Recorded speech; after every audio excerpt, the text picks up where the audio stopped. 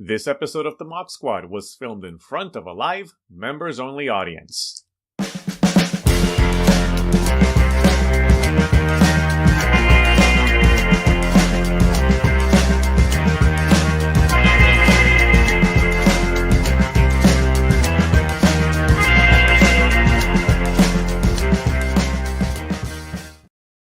I think we're up and running, Rob.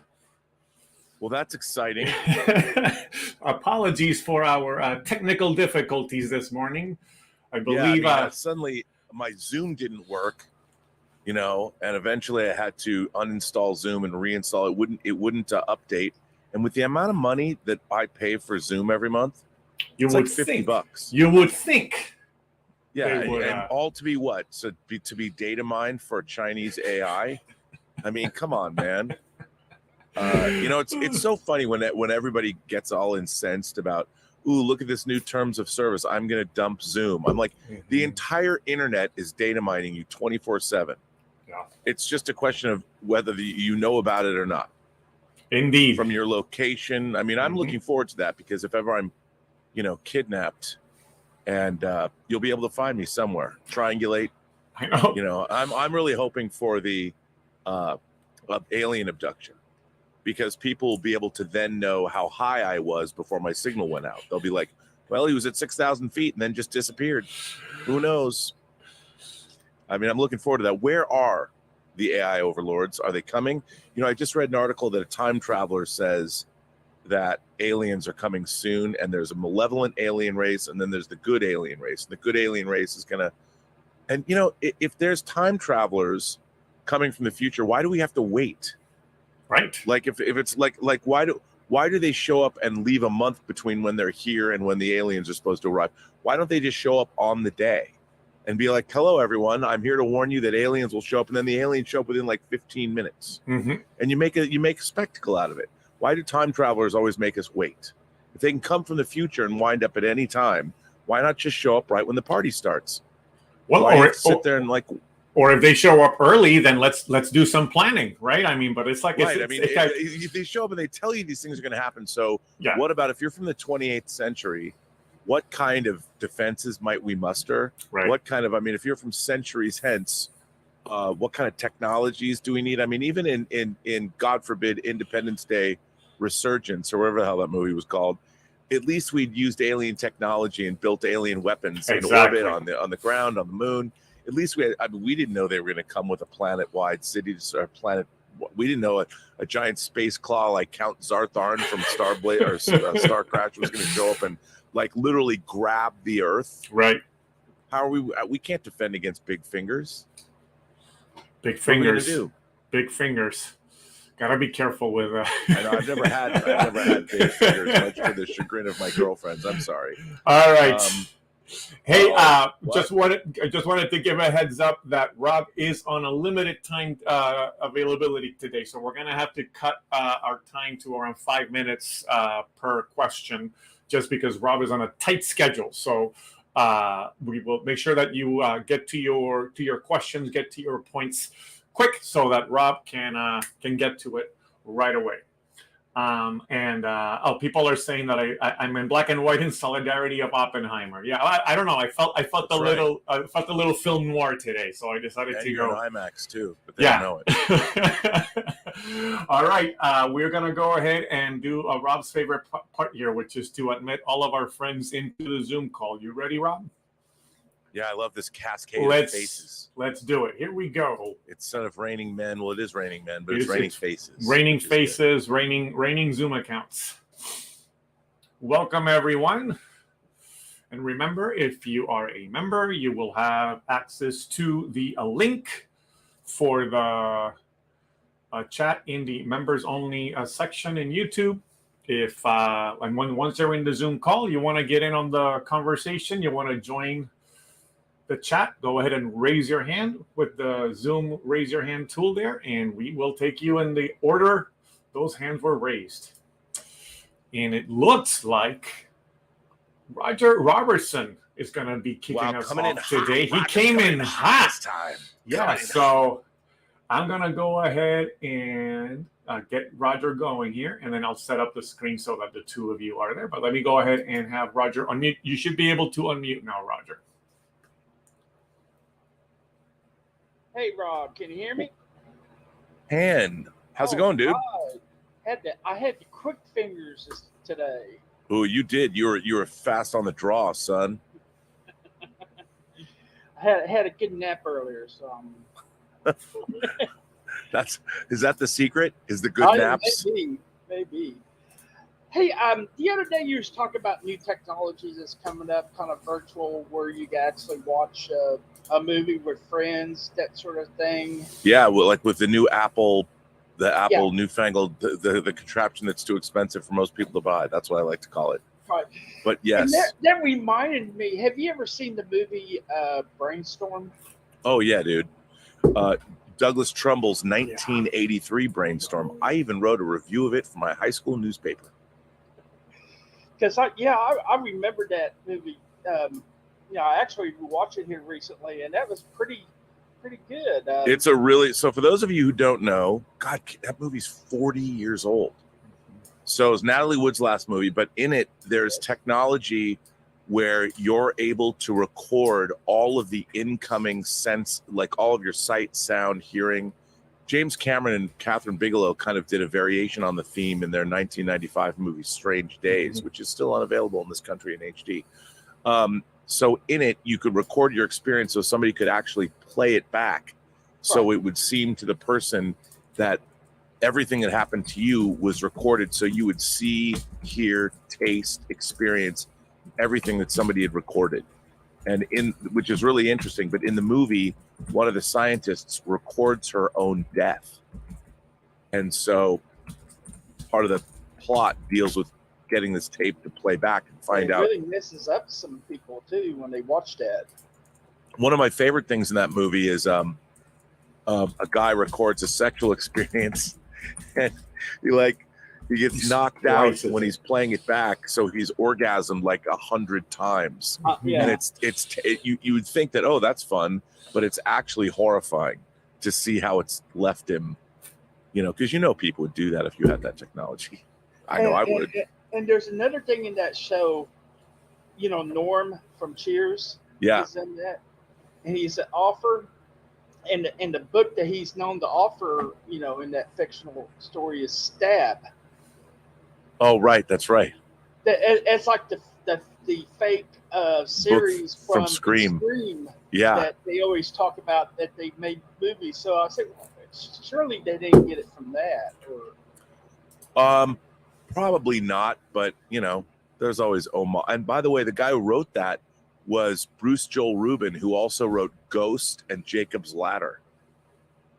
So really, really interesting. I really liked the movie a lot, actually.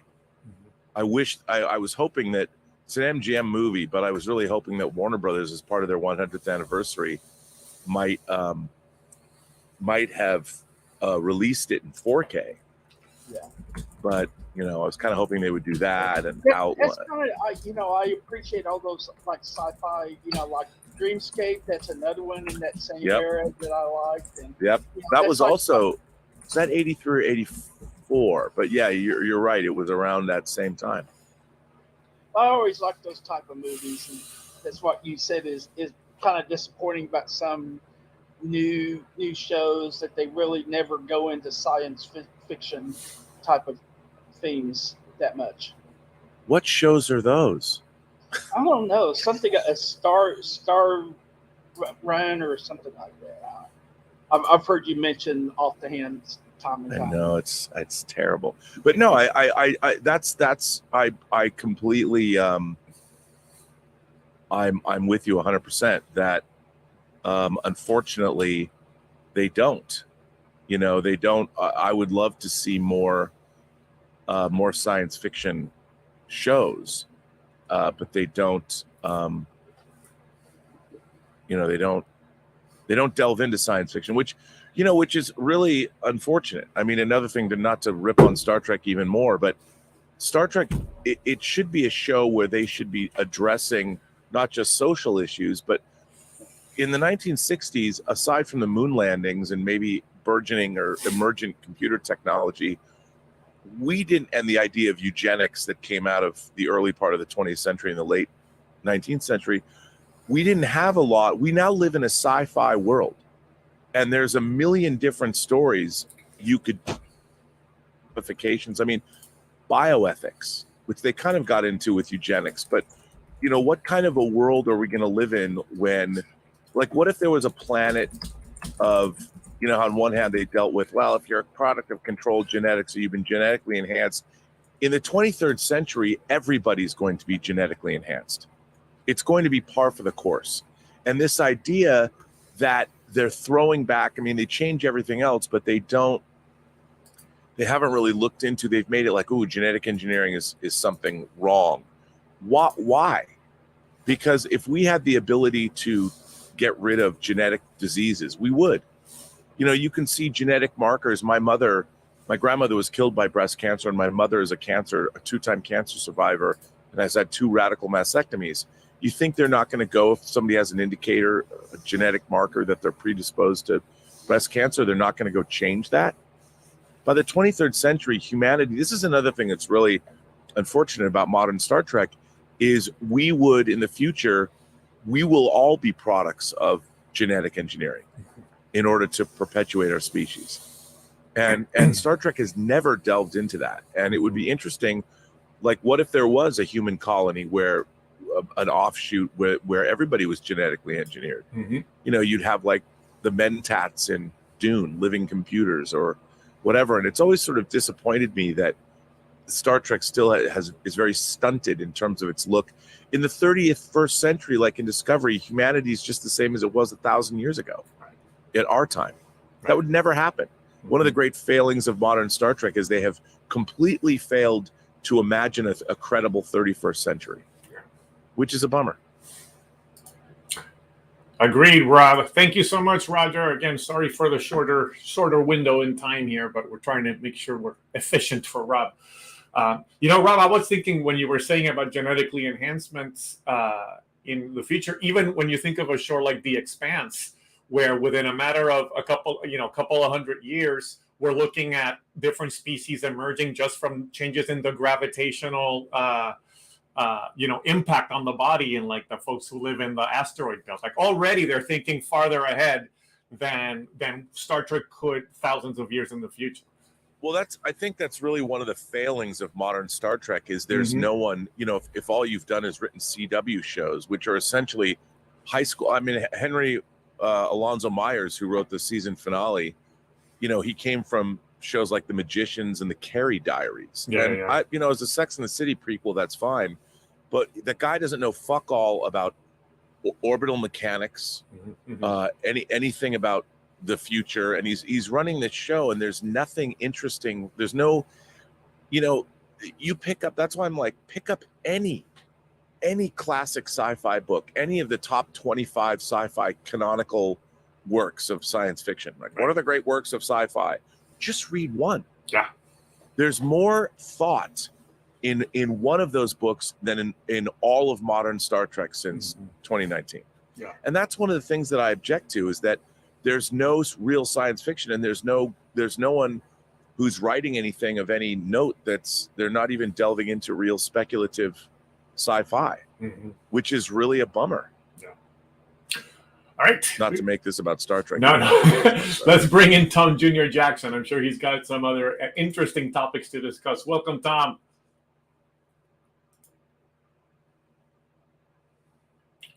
Oh. What's up, dude?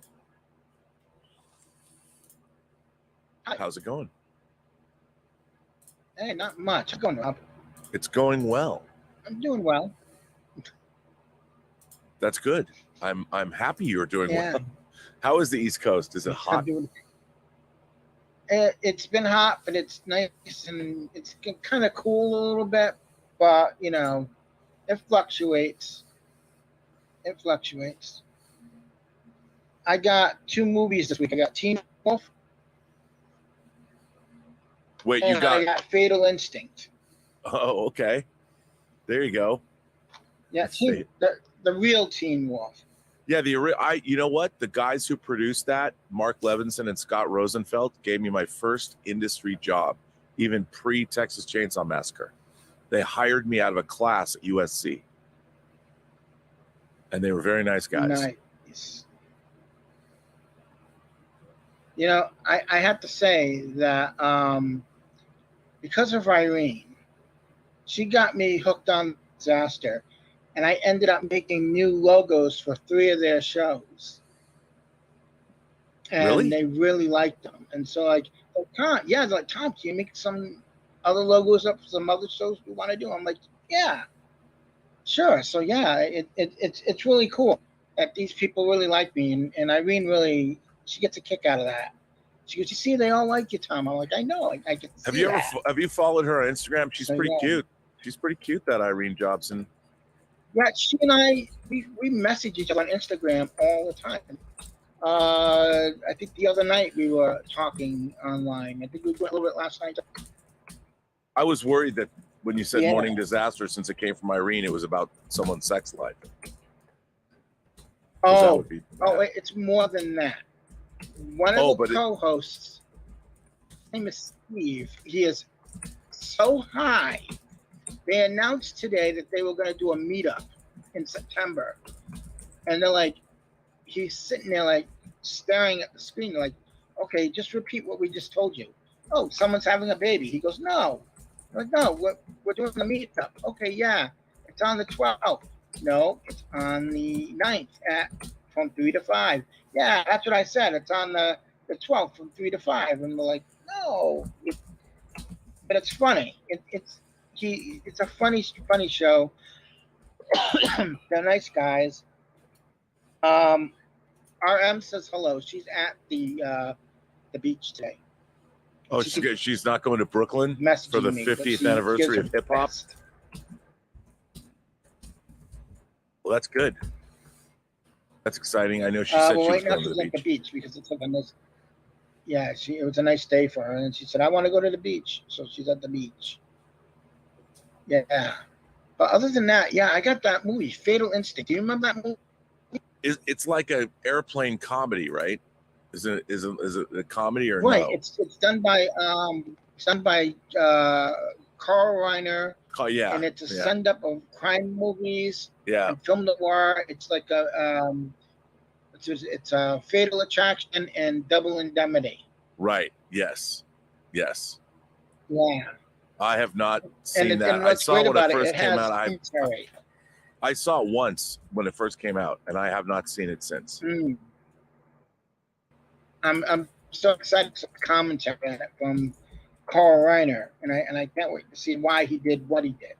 So yeah, I'm a Carl Reiner fan. I love that.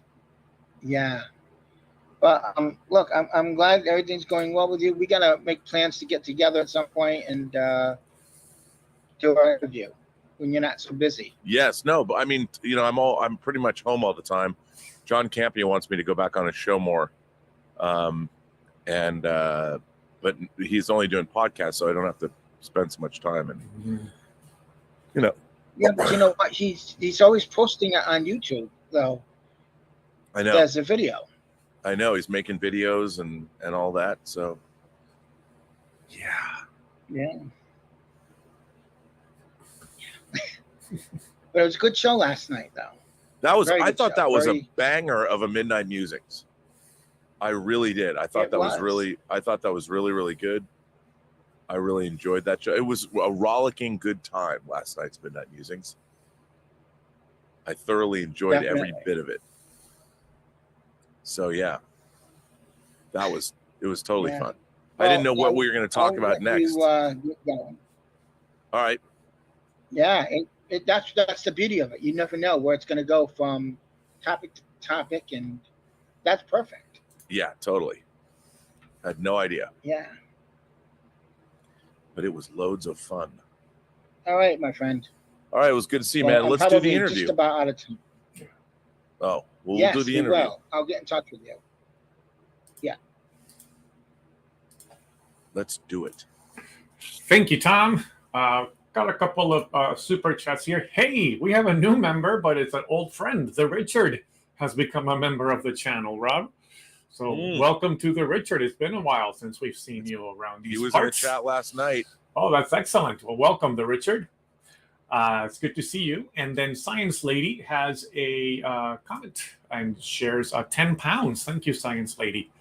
I heard you liked I, Claudius, a movie nearly made with Charles Laughton. Mom made me watch repeats when I was 13 years old. Robert Graves is the author of the books. He wrote Homer's Daughter, which is also cool. I'm a big fan of I, Claudius. I don't know. I'm sure you are too, Rob. I, Claudius, I think, is the godfather of TV. Yeah.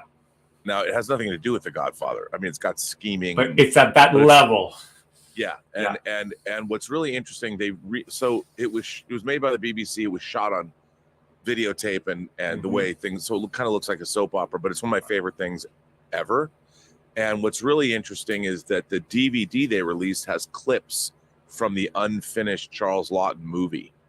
So you can see him, which is fascinating.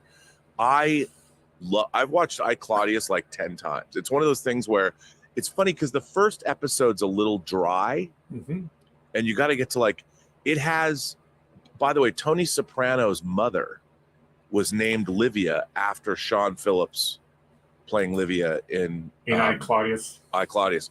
Sean Phillips as Livia is one of my, if not my favorite villainess. In Anne Baxter as Eve Harrington in All About Eve, Catherine Trammell in Basic, Sharon Stone's Catherine Trammell in Basic Instinct, and Livia, Sean Phillips. And Sean Phillips went on to play the Reverend Mother in David Lynch's Dune. In Dune, yeah. She's like the best. Yeah. I love I, Claudius. If you haven't seen I, Claudius, it's one of the greatest things that's ever been put on TV.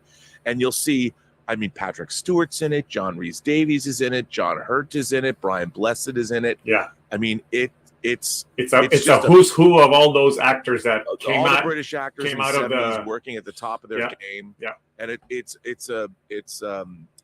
starts out with was it Augustus Caesar?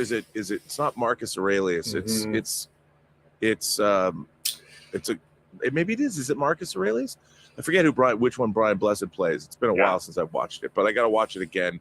And it's all about the Caesars, the different Caesars, and how Derek Jacobi plays Claudius, who's sort of, everyone thinks he's slow and stupid. And it allows him to stay alive because he's cunning and he's the one. And Derek Jacobi, if Science Lady wrote about, Tracy wrote about, can I say Tracy? Wrote about going to see a play that Derek Jacobi starred in. And she said it needs to be filmed, or she wished it was filmed, or maybe it was filmed. And it's like the greatest thing ever. And I believe that because Derek Jacobi, and if you watch the extended version of Gladiator, there's more Derek Jacobi in it. And I was really proud. I actually was an executive producer. I put some money in to Axel Carolyn and Neil Marshall's short film. I think it's called The Halloween Kid, that Derek Jacobi narrates. Oh, okay. So 6 degrees of separation. I would, as a matter of fact, I'll tell you something. If there's a movie that I want to make based on this book that I want to make for 30 years that I've written the script for, and I want Derek Jacobi to play the anthropomorphization of God. He'd be perfect. Yeah, he's gonna play God. Yeah. And Richard E. Grant plays the devil. Yeah. And Derek Jacobi plays God. And then Angela Bassett plays the incarnation of Mother Nature. Call it that. I mean, the goddess. I'm sold, Rob. I'm sold. Come on, man. I'm telling you. I just need $65 million to make it. That's all. Let's do it. Netflix. Let's do it. I mean, Netflix drops a fraction of that in some of the movies. Russell, Richard E. Grant, Angela Bassett, Derek Jacobi. Oh. Give me $65 million. Come on. No kidding. I know. All right. Well, maybe Pedro Ferreira has some change that he can contribute to that. Pedro, maybe we'll see. I'll crouch on that shit. Welcome, Pedro. What's going on, man? Hi. Yeah, how are you? You got that cash for me? You got $65 million lying around? Want to go make that movie? Come on, be a producer. It's all Brits except Angela Bassett and Kurt Russell. No one will ever give me that money until I make a couple more movies. But still, could happen. Yeah, it'd be cool to make a movie, definitely. Yeah. So how have you been? Well, I've been good. It's been a little stressful, a little crazy. I just got a new sound mix, a new edit for our movie, The White Devils, yesterday. Okay, I was just looking at that, making new. We're actually shooting some second unit for it, which is crazy. But we are a torso being whipped by a shambach, which is a whip made out of a rhinoceros hide. Oosh. Right. And we're doing it with special effects maestro Vincent Gostini. Okay. I'm looking forward to it. Cool. It's gonna be good. Cool. Did you get the? Have you had correspondence with that person I've been in contact with? No, I have not yet, and I wanted to write them back when I could actually speak with them, but I did hear from them. Yeah. I think they responded back to you. Yeah. Okay. I was just going to say, so Nickelodeon have bought the rights to. They already have the rights to Ninja Turtles, right? Yeah. But they bought the rights to show from Lionsgate or whatever. They bought the rights to show the original Fred Wolf cartoon on TV or streaming as well. And this is like everyone's getting excited because they're doing this and everything. But the problem is that I don't think Nickelodeon's going to put any effort into remastering the show. Probably not. But it's I know the original cartoons from the late 80s? Yeah, 87 to 96. Well, they're going to have to do that because it would look terrible in standard definition. Well, it's funny you should mention that, Rob, because they've given us a taster of it. That's why I went on a bit of a rant on Twitter about it. So what happened was they put the first, basically season 1 is 5 episodes, all connected, and they've put season 1 on the official YouTube channel. Edited together is the edited TV movie that they originally came out with. Okay. So it looks absolutely horrible. The first point is that they couldn't be bothered to spend some money to pay the singer of the theme tune. So what they've gone and done is they've re-recorded the song, and just imagine me singing the Ninja Turtles theme song, and you have an idea of what it sounds like. I just called it up at YouTube. I'm looking at it right now, so I'm taking a gander at this. It's like karaoke, someone doing the karaoke of the Ninja Turtles theme song, and not only that, but the pitch quality. It's not only has it not been remastered and looks worse than DVD, but it has pixelation, loads and loads of pixelation because they have not compressed the picture properly. So there's lots of little static. There's lots of static on the picture quality. So if this is any indication of what Nickelodeon plan to do when they stream it on Pluto, and actually, it looks better than there's aliasing too. It looks better than I thought it was going to look, to be honest. Now that I'm looking at this, I mean, this is a problem. Like I would wonder, first of all, was this posted on videotape originally? Like they might not have finished this on film. They're using video masters. It's clearly they're using video masters, but the problem is that they've made no attempt from this anyway. They've made no attempt to locate the film, if there are any film negatives. But there might not be. Well, I don't think they've even made any attempt to upscale it because it looks absolutely horrible when you. I mean, oh no, it does. You can see. I mean, there's all the lines are aliasing. They haven't encoded it properly because it's all. I mean, it looks worse than DVD.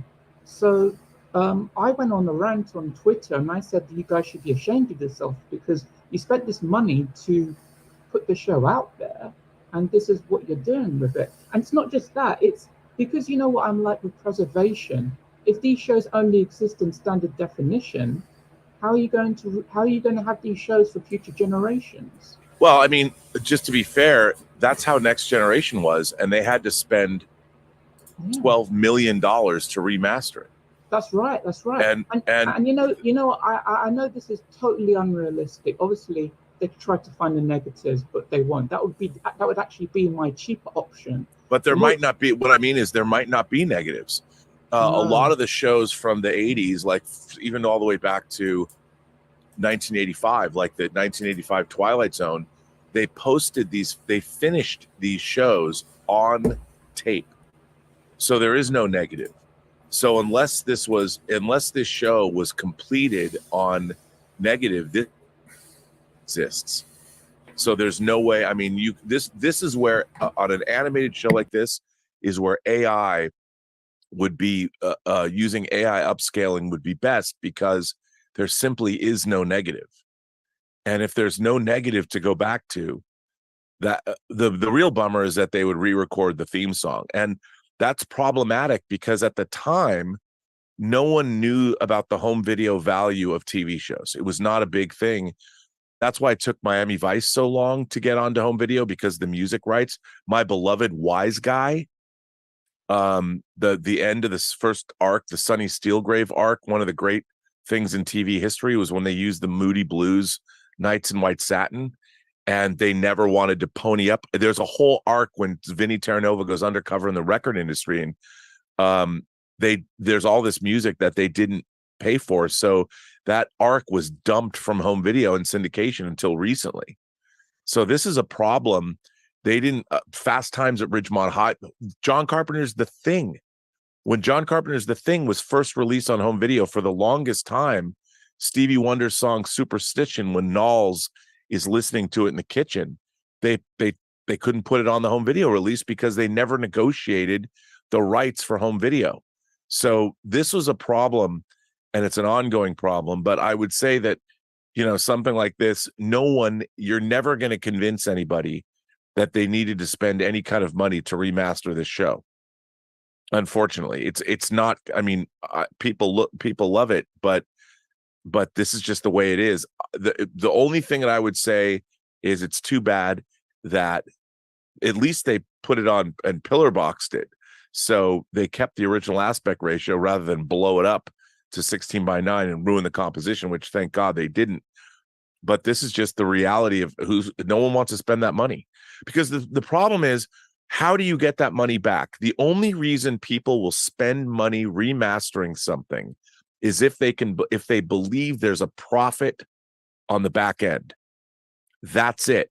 And this TV show, you're never going to convince anyone, especially because it's an animated show that was made for kids in the late 80s. You're never going to convince anyone they need to spend any money for anybody to really enjoy this show. And if you try and say, well, what about all the people that grew up with it that are like in their 40s now? That's not going to fly with a show like this. I mean, hell, they won't even remaster Voyager and Deep Space Nine because it would take 4 years and $20 million per show. That's why we don't have it. They'll wait for AI, and they'll use deep learning AI to upscale the shows, which is a bummer because it'll never look the way it should. Which blows. Yeah, I don't know, Robbie, if you've seen any reruns of WKRP in Cincinnati, but it's almost unwatchable because that show was so. The music was so much of a part of it, especially the scenes with Donny Fever and all that stuff, and it's ruined because all they have now is like these temp tracks that they had to replace all of the music with. Well, and here's a funny thing that I would, and you can never, like, with our society, you know, I wish that America had a little bit more of Europe in it, in the sense that, you know, if you go to when I first went to France, the thing that struck me is I could walk around a corner and there was a cinema actually showing Casablanca. Just some random cinema in the middle of you come around the corner, and the front part of like these 5-story buildings, it's like there's a cinema there, right, in the middle of like a residential neighborhood, and you can go see it. We don't have that attitude. Like WKRP in Cincinnati, okay, they used, the first time I came across this was when my beloved sci-fi movie, The Lathe of Heaven, the original Lathe of Heaven that was made for PBS. For a PBS film, yep. And they used a Beatles song with a little help from my friends in a pivotal moment in the movie. And when I was so excited to get, they can't find the negative, so they could only use this 3/4-inch videotape to master from. And they used a sound alike of the Beatles. And it's like, at the time, the Beatles allowed them to use that because it was going to be broadcast on public broadcasting, PBS. So there was no thought that there was any commercial value beyond that. So they were happy to let them use that song. But once you put it on DVD, other companies are involved, and now someone's making money from the release of it in a different commercial market. Well, suddenly everybody who owns the, was it Michael Jackson, I guess, would have gotten a taste. Well, I would think that we should have, and I get that profit. Everybody's bitching and moaning, complaining. We need to get paid. Well, you got paid when you first, if I could go off on a rant, I read an article. I think I'm going to do observations about it, but I read an article, a writer, so Suits, the show Suits, old show, it ran 9 seasons, is now a monster hit on Netflix. On Netflix, yeah. They put it on Netflix. It's become a monster hit. Well, one of the writers of Suits is now complaining about the fact that he got a residual check when Suits went to Netflix for like $230. And now that Netflix is their #1 streaming show. And the thing about that is I would ask that writer, where's the money coming from? Because Netflix had to pay big dollars to get all the rights to run Suits. Just like in 2019 when they paid $100 million to Warner Brothers and the producers of Friends to show Friends for 1 year. For 1 year. Netflix paid $100 million. Now, if you pay $100 million to run a TV show, I don't know where you think there's any residual money coming from, because Netflix is paying to run the show. They didn't make the show. They don't own the show. So your beef has to be with the producers of Friends and the studio. Yeah. So when somebody buys Suits, when Netflix pays a licensing fee, it's not Netflix that pays the money. It's whoever Netflix is paying.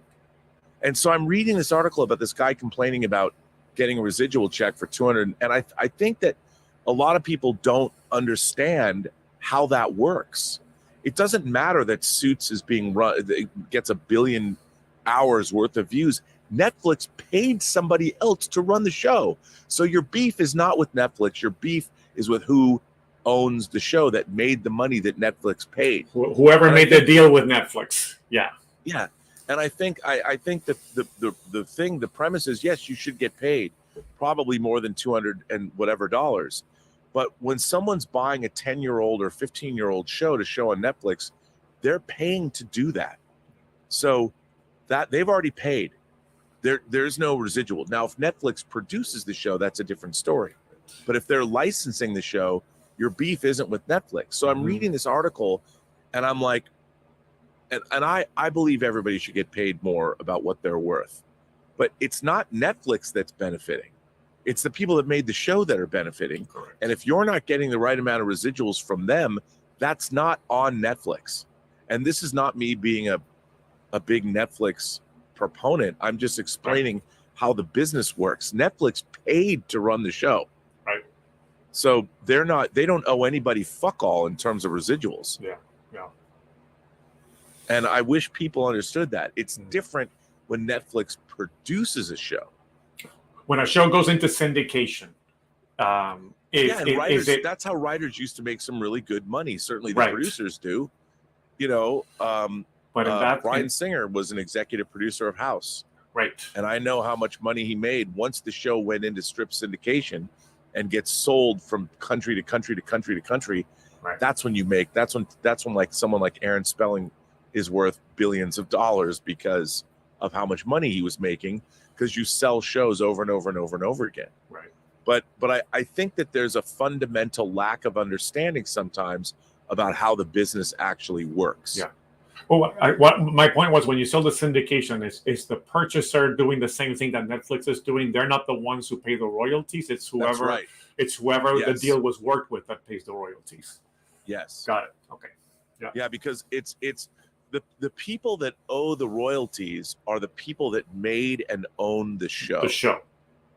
You know, and they're making money when they license the show out. They're the ones taking in the cash, because that's the only way anybody can get paid residuals is if your work is generating more income beyond what you were paid to work on the show. Right. And another thing that people forget is, for every one show that's a hit, there's 10 that weren't. So if the shows weren't hits, and then what if you have a production company that pays for 10 shows and only one's a hit? How does that production company offset?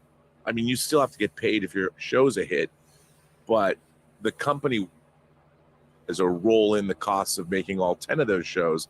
It's like when you sell, and like, I've never made any money on any of the independent movies I've ever worked on, other than what I was paid to work on them. Mm-hmm. Because what happens is, here's a scam. So when you make an independent movie, let's say like when we made Free Enterprise, our distributor who took Free Enterprise bundles it together with 10 other movies. And so when they go to the Cannes Film Festival and it costs them, say, $500,000 to go to Cannes, to go to the markets, to make all the sales stuff, and they only really make money on Free Enterprise is bundled with those other 10 movies. And until they show a profit for all 10, we don't get any money. And that's, it might seem shitty, but that's just the way that the business works. And the same thing is true. That's how studio accounting works, because every movie that gets made at a studio is its own business. It's an LLC, and then the studio purchases or whatever, and the studio can then write off their operating costs to each movie that they make. So they can be like, okay, our profit was $50 million, but you know what? It cost $50 million to run the studio this year. So we're taking that out of I mean, there's all kinds of crazy accounting that I think people are unaware of. Right. And you've got it. It's what you negotiate. It's what you negotiate. That's why it's really important when you go in, you can't expect the guilds, because the guilds have minimums, and the studios are always going to gravitate toward, you become a signatory of the WGA, but you're always going to gravitate toward these guild minimums. And you've got, well, I don't want to get into it. I've already over, I don't want to bore people. No worries. Hey, I just wanted to let you know, Maria Espino dropped a message earlier in the Zoom chat saying that she's not able to stick around, but that she thanks you for continuing to host these chats, and that she's been very busy because she is presenting for Microsoft at EduCon about her gaming company, TLP Gaming, and its use of all the tools on our company's relationship with gaming division at Microsoft. So that's kind of what she's up to. So congratulations to you, Maria, and I hope that presentation goes well. That's very cool. And by the way, I would say that these member chats are residuals that I'm giving back to the people that support the channel. That's right. So I'm happy to do it, because you guys are supporting me and supporting this channel. Not just me, you're supporting other creators. Like, I just put up King Tanic's new episode of the Otaku Experience and all that. So yeah, and we have another contributor coming up. Julian Mushkin is joining us right now. Welcome, Julian. Hello. What up, dude? Not much. Good to see you, Rob. It's good to see you. And I think I'm more sober than I was last time I saw you. Yeah. So I caught your last visit to Deck 78 with Darren when you were talking about Shogun. What'd you think of that? That was kind of random. Yeah, but I enjoyed it. I loved that miniseries. It was great. It sounded to me, I could be wrong, but it sounded to me like when you guys were discussing Richard Chamberlain and all the other actors that were in the show, but it sounded like Darren had said that Thornbirds came before Shogun. He did. It came after. It came after. It was on the 83. So Rachel Ward. Woo-hoo. Yeah, I mean, it's funny because a lot of people correct me when I make mistakes like that, which I appreciate. But when you think about how much information that, when I'm speaking extemporaneously, there's so much, having 50 years of all of this stuff in my head, I'll frequently get something wrong. you know, and I appreciate when I'm corrected, but sometimes like I don't work with notes, you know, and I don't know when people start asking questions, I have no idea what they're going to ask. So I try, and if I'm unsure of something as I'm talking, I do try and do a quick cursory glance to get a certain date. But when we were pre-recording, I probably should have said something, because I knew Thornbirds came out after. Yeah, and After it came so fast, I wasn't even sure if I'd heard him right. Once I started thinking about it, I checked, and I was like, did he actually say that, or did I hear it wrong? It was No, he'd see, he said it wrong. I mean, that was good. But you were talking about how it was such a, it's a great first contact. C.J. Sherry cited it as the ultimate alien first contact story. really? Yeah.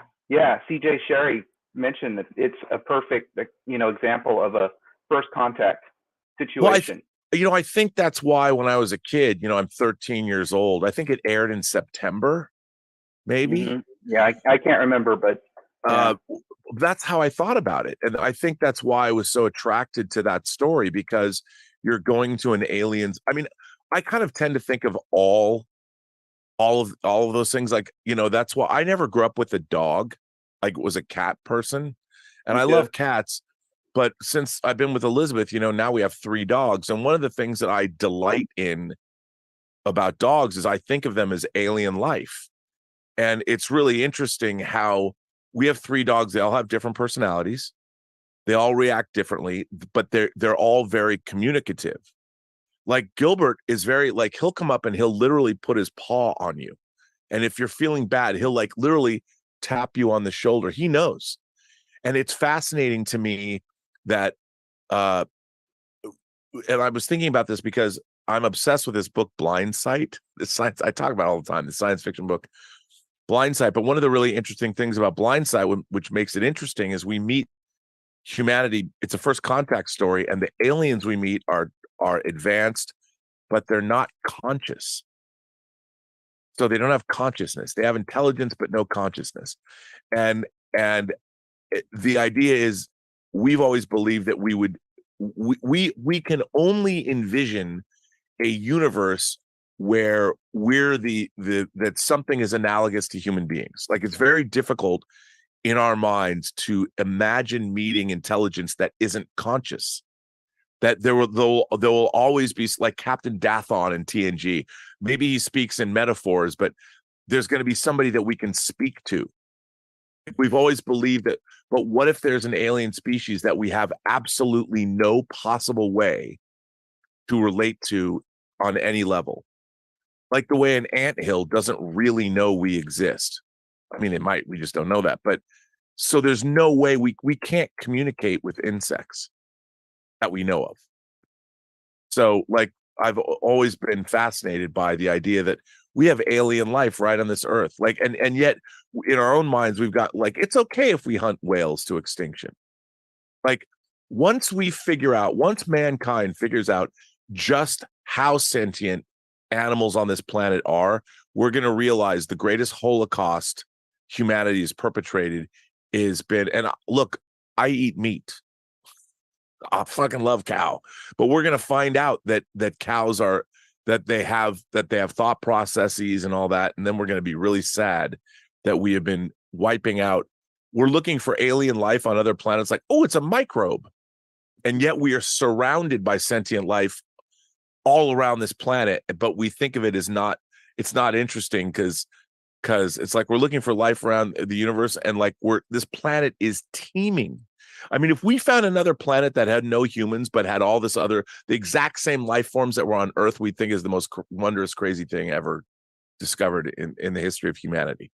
I mean, we're looking for a microbe on another planet, and we live on a planet that is surrounded by all manner of alien life. And it's insane. But we don't care. And we're destroying some of that life even before discovering it. It's incredible to me. Oh. It's so, I mean, we are poor humanity. Yeah. It was the best of times, and it was the worst of times. It's time for somebody else to get a chance. All right, Stubble McShave, you're coming up next. Welcome, Stubble. You should be able to unmute now. What up, dude? Yeah, it's good. How are you? Good. How's is it hot there in Sweden? No, we have had a very cold summer, cold and rainy. Really? Yeah, so in south of Europe, it's been very hot. Here, it's been cold and rainy and miserable weather. At So least no Swedish girls in bikinis? only in June, July, and August has been not so good. It's just sad. Oh Yeah. well. Yeah. Well, I'll get But, canceled for that. Is that all you care about, Rob? Is Swedish girls in bikinis? Well, sure. Why not? You have to care about something. It's right. Yeah. You brought something up the other day on your show, Robbie Robertson. Yes. Yeah. I know he got a bit of a bad rap because he broke up the band and all of that, but I always liked him, and I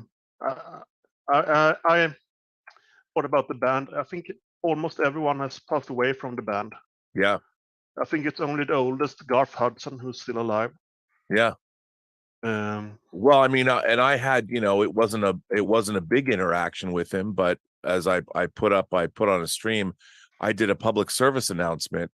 Back in 1995, I was kind of a staff editor at an editing facility, and I was contacted by them to work with an indigenous person, Native American, named Baba Cooper. And she had never directed anything before, and she directed a public service announcement about how the Oneida Nation, the people of the Standing Stone, the Oneida Nation was officially recognized in 1987 as contributing to the United States Constitution. So Congress, and then she directed this piece, and Robbie Robertson, because I didn't know that Robbie Robertson grew up on a reservation. I didn't know that he was indigenous, Native American, and he narrated the public service announcement and contributed the music. Yeah. And he was really great to work with. I only talked to him a couple times, but he was very, very nice. And the fact that he did this, I mean, it was amazing. He didn't want any money for it. Yeah. We will soon hear his music again. He's worked with Scorsese. He's doing he did the music for Killers of the Flower Moon. Yeah. Yeah. I mean, it's so weird that we're going to have that. And William Friedkin's latest movie, The Caine Mutiny Court Martial, is coming out. It's going to debut at Venice. Yeah. So two of these giants that we lost in the last couple weeks have work that we're going to still experience. Yeah. And they described the music as old-timey, bluesy, and percussive. And I can't wait. It sounds great. I can't wait either. I mean, it's an embarrassment of riches. Yeah. So. You also mentioned, I don't know what show you did, when you talked about the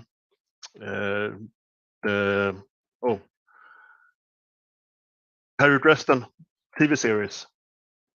You mentioned the Harry Dresden TV series. Oh, the Dresden Files. Yeah, in the 90s, and you said that you thought it was kind of okay, kind of good, so that and so. Yeah. Well, I haven't read the books, and then there's the comics as well. I would just say that the books are much, much better. They are darker. They have more sarcasm, and they are much better. So I was just plugging that a little bit. Yeah, I mean, I would imagine it's always disappointing when it was interesting. I didn't know, like, one of my favorite book series. It's a horror book series, but it's the Jonathan Mayberry, Joe Ledger books. I didn't know that back in the 2010 that they had written a pilot script, and a friend of mine sent me, because he wrote the pilot script, sent it to me, and I was like, wow, they didn't get these books at all, but they wanted them to be something. And so and I hate that. I received my third book in the series. I haven't read it yet. Not in the series, in the Kickstarter. Oh, nice. That looks pretty cool, though. Yumi and the Nightmare Painter. I have no idea what it's about. Wow. We'll see. I have a few books. I'm on a Terry Pratchett run right now, so nice. So I'll get back to that when I'm finished with. I'm reading the Death series. So I read Mort, and I'm starting a Reaper Man. Nice. Yeah. That's yeah. One of my favorite science fiction writers, Robert Charles Wilson, has a nonfiction book coming out, and I contacted him on Facebook. I have to write him today, and he said he might come on the show. I'm a huge fan of it. To me, Robert Charles Wilson is like the sci-fi Stephen King, and the same way that Stephen King with like Carrie took horror out of the mountains of Carpathia and stuck them on your street. That's kind of what Robert Charles Wilson did. He takes all these heady sci-fi them in small town, Canada or America, depending. And I always love that about him. But hopefully I'm going to have him on the show. Good to see you, Stubble. Rob, I just finished the first book on the Three Body series. That's a heck of a book. What'd you think? Oh, I loved it. Loved it. I can't wait to get into the next two. So I'm now. Are you going to watch the TV show? So I've been watching. What I did is I read the first book, and then I watched the first couple of episodes of the Chinese produced TV show that's on YouTube. But I'm concerned because I don't know how far the series goes. So maybe I need to hold back, or does it cover more than the first book? It is. Okay, okay. But it's like 30 episodes. Yeah, it's long and it's very detailed, but it's well produced for I thought it was really well done. The only thing, sometimes the musical, like the end credits, the musical interludes, it's very Chinese. That's a very Chinese thing. Yeah, definitely. But like when they get into like seeing the numbers in your eye, in your vision and all that. Oh man. It's kind of disconcerting, like even thinking about it, like he closes his eyes and he still sees the numbers. I'm like, that would be like nightmarish. I mean, yeah, and I actually thought it was great. Yeah. I mean, it's the three, and it's just for those of you who don't know. So Weiss and Benioff, who made Game of Thrones, are it's going to be on Netflix in January. They have adapted the Remembrance of Earth's Past trilogy. And I can't pronounce these Chinese names. Is it Jishan? Shulin. Yeah, Shulin. Sorry, yeah, Shulin. So it's one of the great science fiction trilogies of all time. Shulin also wrote the book The Wandering Earth that the movies were based on. Right. But if you haven't read, and the Three Body Problem won the Hugo Award, and so it's the Three Body Problem, The Dark Forest, and Death's End. Death's End. Yep. Death's End. So those are the three books, and the first I've read the Three Body Problem, and there's a fourth that's not part of the series, but it's like a peripheral work. It's kind of related to by somebody else. Yeah. It's not by Shulin. It's incredible. The book's incredible. So the Chinese have made a 30-episode adaptation of the book that you can watch on the Tencent channel on YouTube. Mm-hmm. And it's really worth watching. You just kind of have to understand that it's the credits. It doesn't follow the traditional, like, here are the opening credits, and they're all kind of weird. But I thought the show was great. Yeah. They've done a great job. And especially if you've read the book, it's kind of cool to see the interpretation. It's so wild to think that, again, it shouldn't, when we're seeing things like Squid Game on Netflix, but Tencent put it on YouTube for free. Yeah. So you can watch all 30, but nobody knows what it is. Yeah.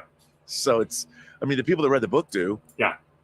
I'm not sure from Quinn's Ideas, which is one of my favorite YouTube channels. I love that guy. Yeah.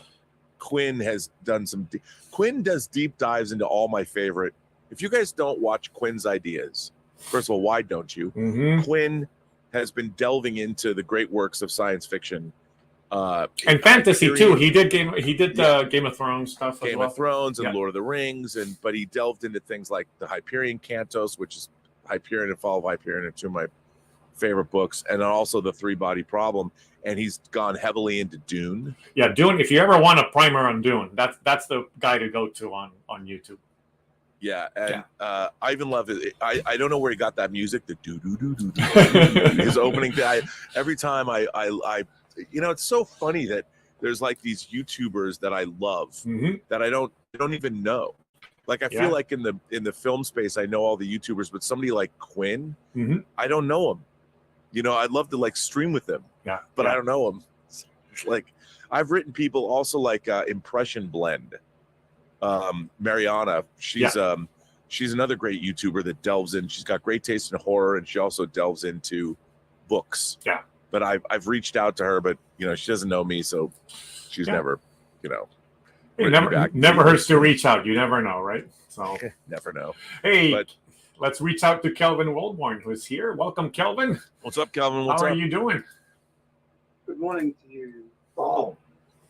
What do you think about, everybody, all the talk about Disney pulling out of physical media, but you still got Umbrella and you still got Imprint? You're going to get more of this sort of stuff coming on. Oh, Wolf Creek. There you go. Another, the 2 seasons. I mean, just go to any sort of. I mean, look, it's going to happen more and more, but I mean, you look at like Umbrella's putting out that dope ass Dune set with the Sci-Fi Channel, the Dune miniseries, and the Children of Dune miniseries. They're putting that out. Yeah, look at that. Is that the new Razorback set? Look at that. Oh yeah, look. I didn't order that. I got to get that. Look at that book. Oh man, this is ginormous. Hey, if you could, I've never asked you this, but if you could ever find the Umbrella Martyrs set, think about your boy here. I'll try. I've seen the regular edition of them. I need that box set. That like as a movie, I've never actually seen it. Oh, dude, that movie is not fun, but I love it. It's some kind of masterpiece. Yeah, you get art cards as well. Nice. And this is the actual flip case. And you got to love it because, I mean, Russell Mulcahy is an Aussie. So, he is. And he got to start directing Duran Duran videos. He was very popular in directing. A lot of them were in the 80s. Yeah. They all took that. It wasn't an easy course, but it was a good course to shoot fast and quick, I would imagine. And Mulcahy, before he directed, or after he directed Highlander, he directed my favorite ripoff of David Fincher's Seven, called Resurrection, that stars Christopher with Christopher Lambert. I bought the Blu-ray of that. Actually, I have 2 copies. Yeah, I got the German. Dieter got me the German media book. I just got the regular edition for that one. Yeah, that's good. Speaking of William Friedkin, I actually watched this last night. Oh, had you seen that before? No, I had never seen it. Have you watched it now? Yep, I did watch it last night. What'd you think? I think it's a great movie. I do prefer Wages of Fear. Yeah, I know I know. But I look at it at a sort of like a opposite, whereas Wages of Fear, you just feel the dust and the starkness of the whole place. Whereas in Sorcerer, it's more like the jungle is really just reaching out to grab you. Yeah, it's wet. It's slimy, horrible. But that the scene on the bridge though in Sorcerer. I mean, that's one of the great scenes in any movie. Where you're literally just sitting on the edge of your seat going, oh my God, and then I can't. Suddenly you get the branches go bang, smash into the side. Yeah, I do have another recommendation for a similar movie. It's called Hell Drivers. Yeah, I Hell Drivers is good. Yep. Patrick McGowan, our boy, the prisoner himself. I know, the prisoner himself. No, Hell Drivers is great. I don't own Hell Drivers. Is it on Network? Yep, Blu-ray network. Yeah, now I better get it because fucking network's gone. Oh, I gotta get Hell Drivers. That's good to know. All right, that's on the list. How much time do I have? Okay. Yes. You got about a minute, Kelvin. Yep. I just wanted to quickly talk about this, how wonderful this second sight. Bro, are you kidding me? That I thought the Criterion set was great, but that look, Second Sight is, you know, this for those of you who don't know, Second Sight is a UK home video company. I didn't realize like I've been buying them for over a decade because they put out Betty Blue. They put out the theatrical version, and the Second Sight has been killing it. That Picnic at Hanging Rock set is, I mean, it's almost like a doorstop. First of all, it's just a thing of beauty. But, you know, one of the things I really, really love about this movie, watching it again, and the colors and everything like that, I could feel the heat of a summer like that. So I've experienced that summer, and that is hard to really do in film, is to make you feel that. Really source of it as well. You know, you can really feel the jungle. It really takes a real skill. Well, I mean, Second Sight put out, well, first of all, their Texas Chainsaw box set's insane. Their Dawn of the Dead box, I'm convinced, is the greatest physical media set ever released for movies. But what they're working on now, which is dope, is they're working on The Hitcher. Robert Harmon's The Hitcher, and that's a film that's never come out on Blu-ray domestically. And they've even been putting updates. They've been working on the transfer. And Second Sight, unfortunately, is sometimes not. And in the case of The Hitcher, part of their deal was somebody gets to release it before they get to release it. But they still do the definitive. I don't care how many times I have to. If I've bought a movie 10 times and Second Sight puts it out, I'll buy the Second Sight box. You know, and they're, as a matter of fact, I'm thinking about, I don't know if it's. Oh, I moved it, but you know, I got their Frontiers and their May box set, but the Hitcher that they're doing is going to be utterly spectacular. And that Picnic at Hanging Rock box, they come with books and the special features. I don't even know how Second Sight stays in business because they put out George Romero's Martin in addition to Dawn of the Dead, and they just put out a beautiful box set of The Changeling, even though that Severin put that out. I mean, hell, I bought the Severin Blu-ray, about the Severin 4K, and I went and bought the Second Sight box set of Changeling. I don't know what that says about me, but be that as it may, they're great. Great to see you, Kelvin. And they do their own color timing. So even if somebody has given them a transfer, they'll go back in and tweak it. And what Kelvin was saying about getting because there's been comparisons between the different transfers. The Picnic at Hanging Rock transfer, like Kelvin said, I mean, he lives in Australia. Sure. So Picnic at Hanging Rock takes place in Australia. So for an Aussie to say, yes, this captures the he knows what it feels like, that's just testament to Second Sight. And they're putting out a 4K of Crimes of the Future. They're putting out a box set of It Follows. Yep. You go, Second Sight. And I was checking out that Umbrella release of the Dune miniseries. It even includes a Lego set of a Shai Hulud. It's crazy. They're crazy. I mean, Umbrella put out in heavy metal. They put out like a heavy metal air freshener in their body. They're always trying to do this weird shit. That's so crazy. And you know, they're putting out Andreas Zulewski's Zulewski. I can't pronounce his last name. Andre Z's Possession from 81. Yes. But then Second Sight announced theirs. So I'm like, I already have the big Mondo box set of Possession, but I'm like, okay.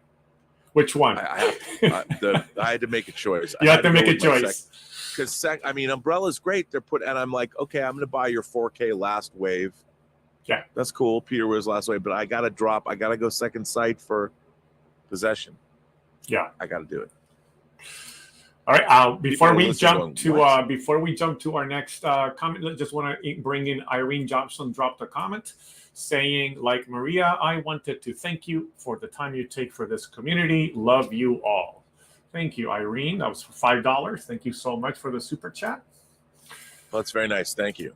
And but, you know, Irene, it's not a problem when you're involved. Just saying. We got Mr. Matouine coming up next. Welcome, Matouine. What's up, man? Hey, Rob, how's it going? It is going quite well. Quite well. Good deal. I'm calling from rainy Cleveland, Ohio today. Oh, Elizabeth's from Ohio, so she Oh, loves cool. it. Whenever somebody mentions Ohio or Cleveland, when I hear Cleveland, I have to give the obligatory spinal tap. Hello, Cleveland, no matter where you are. So I said that when we landed at the airport. Everybody laughed. Yeah. No, they didn't. Still a great I'm about movie. to head out to Sandusky, Port Clinton, going up that way tonight, meet some friends for a little socializing after a long work Nice. week. But I wanted to tell you, I wanted to see if you've ever seen the movie. It's kind of a short movie called The Man from Earth. Oh yeah, I own it. Based on the Jerome Okay. Bixby story. Jerome Yep. Bixby, who Yeah. wrote the Star Trek episode Mirror Mirror. Yep. That's actually quite a good film.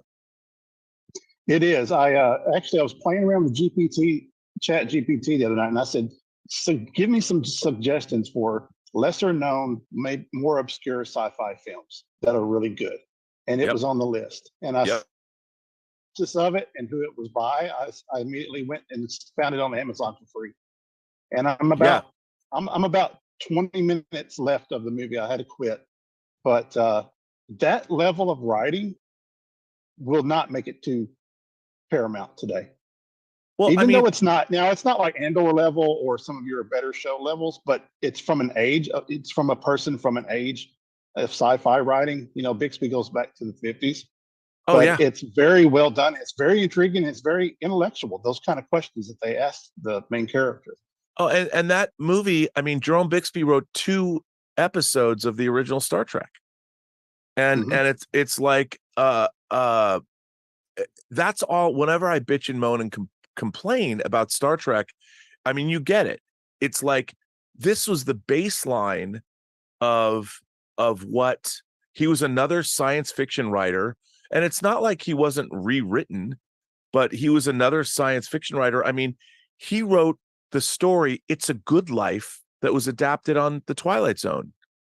Yep. You're a bad man. You're a very bad man. I'm going to wish you into the cornfield. And that's the least that's the least we can expect from them. And he wrote I think actually he wrote 4 episodes of the original Star Trek. And I'll tell you something, he was nominated for a Hugo Award for Mirror Mirror. So best dramatic presentation. And that 4. And these are the people that were writing the original Star Trek. And that's why when I don't just bitch and moan and complain about Star Trek because of how terrible I think modern Star Trek is. It's all about the quality of the writing. It begins and ends with the quality of the writing. It has nothing to do with anything for me other than the writing. The cast, they've got a good cast on all these shows. The cast is good. Why can't we have great? I just want great science fiction. And I love the fact that you use Chat GPT and then it spit out a name of a movie and you went and watched it. I got to tell you, a friend of mine recommended a movie that I had seen a trailer for, called UFO, and it was made in 2018. And he said, if you want to see like Man from Earth, a really kind of an interesting, very low budget, interesting science fiction movie, and it was based on an actual event when there was an unidentified flying object or a UAP above the airport of Chicago's O'Hare Airport. And this movie I've heard of that, yeah, this movie was based on that. Gillian Anderson's in it and David Strathairn's in it, and it doesn't have any kind of it's a very quiet little movie. But again, I loved it. And I even reached out, I looked up the director who's on Instagram and I wrote him a letter. I'm like, bro, come on, I want to have you on the show and talk to you about how you made this movie. And he wrote me back and said, I love that. But really refreshing to see something like that. And those little hidden gems. And that's the type of writer who would never write, I want the ship to go, or I'm Ortegas, I make the ship fly. Those very comedic type. There's a little humor in the Man from Earth, but Yeah. John Billingsley delivers pretty well, his typical flux cadence, and Tony Todd does an excellent job. But Tony overall, Todd I really is enjoyed it. incapable of not being awesome. He was in Dota. He voiced a dragon in Dota Dragon's Blood, the anime that I worked on. And even in that, he's walking in, and he's got one of the great voices of all time. So, well, listen, it was good to see you. Yep. And I'm glad you watched that movie. And, I would encourage everybody to take Mattuine's lead and delve into these lesser known, movies like Resolution and The Endless, the Moorhead and Benson and Moorhead movies. Check those out. There's a lot of, or one of my favorites, Coherence. If you haven't seen Coherence, stars Nicholas Brendan from Buffy, who's the only person you'll recognize in it. Don't even read what Coherence is about. Just understand it's really low budget. It was basically shot in a house in basically a couple of rooms. Just watch it. And I think you'll get a kick out of it. Yeah, and Man from Earth, which somebody's asking from which year. It's 2007, I believe, is the one that we're referring to here. And it is available, if you are a Prime member, it's free with ads, but it's available free with ads on Prime. Yeah. People want to watch it. If you want to watch UFO, it's directed by Ryan Esslinger, who's on Instagram. Watch it, seek him out. He wrote me back. So Ryan, I don't know if you'll ever see this, but you wrote me back and you said, hey, you'd love to come talk on the show. I'd love to have you on Robservations because I want to know how you financed the film, nice. How you got it made, how you got David Strathairn in it, how you got Gillian Anderson in it, and really like your movie. And I wish there was more movies like it. What was that movie? There was a movie that came out on Amazon also. It was a direct to Prime. It was very low budget, kind of set in the 50s. And this DJ starts to hear signals on the radio. That was a really good little sci-fi movie as well. That would make a great double feature with this movie, UFO. Yeah. That was good. And it had some really cool miniature work in it and stuff. Did. Yeah, I mean, but they were very creative. They used a go-kart at one point to do a continuous shot of kind of running through this neighborhood. Can't remember the name. I'll have to find it. I'll bring in Anthony next, and then I'll do a search for it. So, Anthony, you are able to unmute now. Welcome, Anthony. Hey, what's up, Rob? How you doing? How's it going, dude? Good to see you. I still don't have Psycho Cop 2, but I'm gonna get there. You have to watch it as soon as you get it. It'll definitely be worth the wait, though. Oh, it's now I'm on a quest. I'm on a quest. I will get it, if only because I'm tired of letting you down every other week. The funny thing is, I have the Tubi app on my TV, and they have some really wild, obscure movies on that site, like some really raunchy, like horror, like slasher, like Italian films. Like I was watching the one the other day, and it was just way out. I think it was called New York Ripper or something. Oh, dude, I have that. I have New York Ripper, and New York Ripper is hardcore. Listen, I swear, I thought of you when the toe scene came up, and when they were sitting.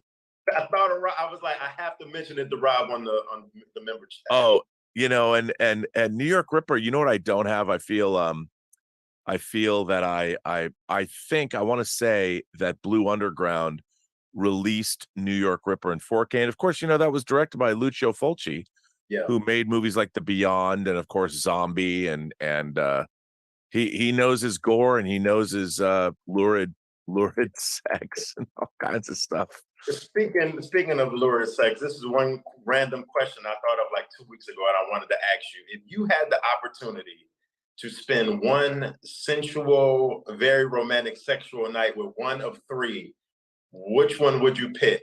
Grace Jones from Vamp, Medusa from Clash of the Titans 1981, or the female Cenobite from Hellraiser 87? Oh, the female well, that's tough. Because, okay, I have to say this, just because I love Grace Jones. Yeah. I mean, but you're talking about Grace Jones, her character in Vamp. Yeah, her like character. So I can't say like I can't say like night clubbing Grace Jones. I Right. can't say like I'm out on the town in like Right. 1979 with Grace Jones and Right. she's taking me home, and you know we're gonna do a lot of we're gonna snort copious lines Right. of blow. Right. It's not that Grace Jones. Okay, so she's Grace Jones in Vamp. So I don't even get View to a Kill Grace Jones. No, not at all. Okay, that's a bummer because I would go there in an instant. Just so you know, I want to clarify that. I'd have to go with the female Cenobite. Okay. Only because she would tear my soul apart, and God only knows what she would do to me. Yeah. And she's pretty cute.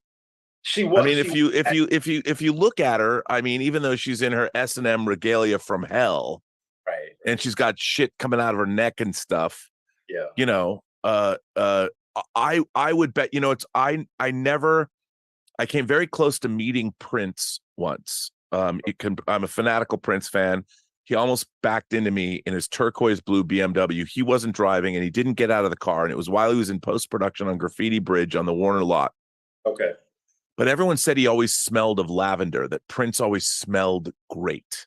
Yeah. Like whenever he walked into a room, I would imagine that because and this might be a weird thing to say, I would imagine that the female Cenobite, because she would have to lure you in, probably, even though she's wearing hard,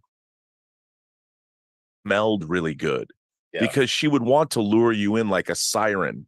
So I want to imagine that the female Cenobite, like Prince, probably smelled of lavender or whatever it was that you love, whatever that's. So it'd make it even more, you know, like before, if you were going to go down on her or something, which would probably be amazing, before the teeth turned into, before the teeth came, the vagina dentata or whatever, before as you were down there, tore your tongue out of your mouth. I bet it would be pleasant. Yeah. So I'm going to go for this female. I would have to go with Grace Jones because I actually thought Grace Jones was kind of hot in that movie though, with the red hair. Like I always thought she looked pretty decent, pretty good in that film though, for the vampire film, you know. Yeah, no, you know what? I'll grant. I always thought that Grace Jones was very hot because I'm like a face guy. Yeah. I love people's faces, and she's got that like I mean. Yeah, but it was she because I've got a thing for like Lupita Nyong'o, and she's like from Nigeria, right? Yeah, I think she was. Does Grace? No, Grace Jones was she from? She was from one of the Caribbean islands. I can't remember. I think she was from the Caribbean. I'm not 100%. Yeah, I think because there's a great documentary, and she goes home to her.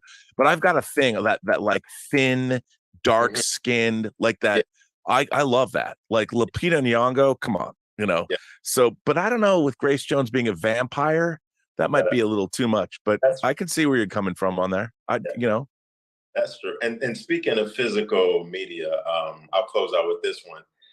I'm a huge fan of Miami Vice, but have you ever realized how drastically, and this is a question maybe you can help me answer, just maybe about movies in general or TV, film in general. Have you ever realized how drastically the show changed as far as not the look of the show, meaning the clothes and things of that nature, but the actual visual look of the show between the first two seasons and the final, like season 4 and 5? Like it got visually darker, foggier. Yeah. I always wonder, like, did NBC pretty much like cut the budget like once the ratings started to drop, or what do you think was one of the reasons why that happened? No, I think you're absolutely right about that. And that's what happens to shows. And they like making it darker and foggier is a way to, you don't have to spend as much money, obviously. And it's interesting to me because like I love the first 2 seasons of Miami Vice, but man, the final episode was one of the most disappointing things ever. But I think that's what happens. They can't spend the money. They want to round out a syndication package so they get to 100 episodes that they can sell internationally. But Miami Vice got a little disappointing. But you know what, man? You go back and you watch those things, even clips on YouTube. That show is awesome. Miami Vice, especially the first, and everybody in the world was on that show. Everybody. It's crazy when you look at how many actors were on. I mean, there's a Miami Vice episode with Julia Roberts, you know, and you forget, like, really? Julia Roberts, Pretty Woman was on Miami Vice? Yes. I mean, it's a good bet, like every single person, and because it got really hip to be on Miami Vice. So, but yeah, that's what they do. They have to change the look of the show because at first, and especially when it's a huge hit, they want to spend the money. But then, you know, making things darker and foggier means they don't have to be as well lit, and you can get away with it because it literally takes longer the more light you have on something or the more stylized the lighting is, the longer it takes to do. So then they have to figure out a way, well, how can we bring the budget down? Because we have to pay Philip Michael Thomas and Don Johnson more money. So, kind of a bummer. Thanks, Anthony. And Grace Jones was born in Spanish Town, St. Catherine, Jamaica, just so you know, Rob. Oh, she's okay. Yep. All right. That makes sense she's and the sci-fi movie I was referring to on Amazon is The Vast of Night. Right, The Vast. I love that movie. By Andrew Patterson is the director. So if you're looking for a cool, low-budget indie sci-fi movie, The Vast of Night, I would recommend it. We got a couple of comments here. Let's see. Oh, Dan Candy. He leaves a $1.99 super chat. Rob, what did you think of Primer? I think he's talking about Shane Carruth's Primer. Yeah, I loved Primer. Mm-hmm. I watched Primer for the first time when I was in Australia working on Superman Returns, and it was one of those movies. Watched it once, and then I had to watch it right back to back and listen to the commentary. And I'll tell you something. I was wondering because Shane Carruth did Primer, and then he did Upstream Color. And he ran afoul of. He got blacklisted. He was actually working on a movie with Anne Hathaway, and then that movie it was something about the Sargasso Sea or something that he was working on, and he got totally. There was some accusations of some abusive relationship or something, and he got canceled. And he's kind of disappeared. Yeah, but it's funny that Dan is asking about this because just this last week I got a video recommendation, and it was a visualization of understanding all the time traveling jumps in Primer because I've watched that video. Yeah, it's good. It's pretty good. And it's pretty cool how it tries to really make it all. It makes a lot more sense because if you're watching it in movie, it does demand a lot of attention. So yeah, and I tried showing it to Elizabeth, and it was. When I was watching it alone, it was more compelling than watching it. Because when you're with somebody that's totally not into it, you can feel it. You can feel their, like, what is this? Why are you showing this to me? I'm acutely aware of when I'm sitting with somebody that's not digging the movie. They're not enjoying it. Yeah, I can hear you. I don't like that. And then you mentioned Superman Returns, but Bill Barkley asked if you have the Superman the movie, the 3-hour cut on physical media. We're talking about the Christopher Reeve. Well, I have the ABC TV version. Maybe that's what he's referring to. Yeah, that's got the dragons in it. The children. It's the dragons that Luther has. It's got a lot of goofy stuff in it. But that was released by Warner Archive. Okay. You can get that version from Warner Archive, so you can get it on Blu-ray. Nice. Well, there we go, and we will now go on to. Got Kevin coming up next. Kevin, you should be able to unmute now. Kevin, welcome. Hey, how you doing? Doing well. How are you? I'm okay. I'm preparing myself. We're taking our son to school on Tuesday, so I'm gonna be a little bitch on my way home. Is this college? Yeah, it's college. Is he a freshman? He's gonna be a freshman. He's 17, so he's a young one too. So is he going far away? He's gonna go to the other side of the country. Yeah, wow. So he can't come home on the weekends and borrow money and do his laundry. Hell no. Wow. He's going to Pennsylvania. He's going to Penn State. So wow. Cool. Very impressive. Yeah. He wanted to change it up from where we live now, and he wanted to see snow. Wow. Okay. So that's going to be interesting. But yeah, it's. I think Mom and I are gonna probably be little girls about it. Do you guys have other kids, or is he your only son? He's it. That's it. Oh man, yeah, you guys are gonna be little bitches crying for the next year. I can't even, if we're starting to set stuff out, and anytime I mention, hey, do you want to put those sheets out or whatever. We had to buy a lot of that kind of stuff. Oh, she's the waterworks go. So it's like I've been having to watch really what I say around my wife because she's really a crier. So, but you know what's cool though? It's cool that your son is going that far away. He wanted to. Yeah, I think that part of the college experience, like I'm a big advocate of going, like, go somewhere where you haven't been and meet people that you've never met from places that you've also never been to. Yeah. You know, the college experience is, to me, what's so weird now is everyone's talking about safe spaces, and I don't want it. And the whole thing about college to me was I wanted it to be kind of dangerous, not like physically dangerous, but emotionally and intellectually interesting to meet people that I mean, growing up in Seattle, it's not exactly we were a bastion of diversity. So, I mean, like I've often joked, there's a reason why our rappers are Macklemore and Mix-a-Lot. Yeah. It's not like we got, you know. It's interesting. He went back for an orientation already, and he's already met some people, and a lot of the people are from back east. That's where most of them are they're from, what did you say? I think a lot of them are from New Jersey. A lot of them are from the Philadelphia area, whatnot. And his roommate, he's already been on Skype or whatever, and he's from New Jersey. And it's hilarious, though, that this still happens. His first thing, he looked at my son and saw him, and he goes, "Do you surf?" The very first thing, because he's from California.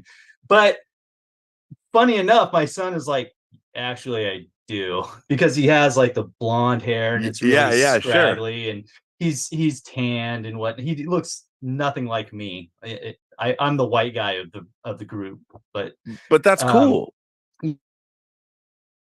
People's what they assume people. His first assumption is, "Oh, you must be a surfer. You're from California," and it's just funny when I see that. And then my wife, when she went back to Oklahoma, and they were like, "Hey, are you, where are you from?" She's like, "Californian." And "You're not from California. You're not blue-eyed and blonde hair." And it's like, most people aren't like that in California, right? It's like, because she's Latino, and she's like, so it's interesting. So it's kind of nice that he's going back there. It's going to be very different for him. And they got a huge sports program, and so he's going to enjoy a lot of that kind of stuff. So he's going to be right at home, I think, doing stuff like that. He should have said, "Oh, I think everybody from New Jersey looks like they're from The Sopranos." I told him, "You should have been a smart ass and come up with something like that, or are you from the Jersey Shore, or something goofy, just to be a smart ass, But but that's exactly what I mean. It's you deal with those stereotypes with people, and then you realize when you actually meet them and interact, that's what makes them interesting. I was going to ask, how did your company, was this the first time they've been in the States? The friends that you had from France? Oh yeah, well the friends that we have from France, it's Elizabeth's relative. He'd only been here when he was a little kid. And oh my God, this is so hilarious. So his dream was to rent a Mustang, an American muscle car. Awesome. And they drove to San Francisco, and then they drove to Vegas. And so it was a big, like it was, they didn't know. I'm like, I don't know if they can get a Mustang. So I drove them. They go to Enterprise Rental Car. This was this past Monday. And we drove down there, but there was a lot of people renting cars, so they booked it very, very late. So we get down there, and I saw that they had a white convertible Mustang. So I'm sitting there going, I'm just waiting in the car to see if there's any problem, And he's first of all, he's a great guy, but he doesn't speak the greatest English. I have never, but he's a really handsome guy. He's very funny, very smart guy. And he comes out to come back to tell me what's going on. He comes out of the car rental place, and the look on his face, this gigantic smile, and he's so excited. And he goes, "Rob, it's my dream." And you don't, I don't think about, like, it would never occur to me that somebody because people who are not from America, they dream on being on the open road in an American muscle car, and just seeing the happiness on his face. It's not like he doesn't need like lots of money. He wanted to rent a Mustang, and it happened to be a convertible. And it's so funny because he's been sending us pictures, and there's all these pictures of just him behind the wheel with the top down. is driving. And I mean, we forget, in America, a lot of the time, we just take for granted that we have a freeway system that you can just jump on and go from wherever you want. You can drive from place to place, and because somebody in France, a lot of people don't even own cars, and it was, it really put a smile on my face, just the little things. And it was really cool because where we live in the Inland Empire. So on Saturday, we drove up into the mountains, we're 45 minutes away from Lake Arrowhead and Big Bear. And then on Sunday, we went to Palm Springs. So we're 6,000 feet in the mountains in this beautiful bucolic lake setting. And then the next day, we're half an hour. I didn't realize we were so close to downtown Palm Springs. And we went to downtown Palm Springs. It's 110 degrees. And we sat outside and watched this band play 70s yacht rock hits, and then drank these really strong margaritas. And I'm like, wow, it's just, there's so much to do here in Southern California that a lot of the time you don't realize just how much there is to do. And when it's great to see things through other people's eyes. And they were everywhere we went. I mean, there's this giant, like 40-foot tall statue of Marilyn Monroe with her skirt being blown up. Of course, I went in and did the old Robert Burnett thing where I stand underneath her crotch and stick my tongue out, and they're all laughing. I mean, even that's entertainment value for people. Too bad I couldn't tell the story about the female Cenobite. He would have loved that. Rob. I just realized we're doing our own kind of version of Barbenheimer here with me in black and white and you wearing the Barbie Barbenheimer t-shirt. This is one of these shirts that pops up on, in a year, nobody will know why this shirt meant right. But it captures a pop culture moment, right? So it came yesterday. I put it on for midnight musings, and I went to sleep in it, and I rolled out of bed this morning. I just didn't even take a shower yet.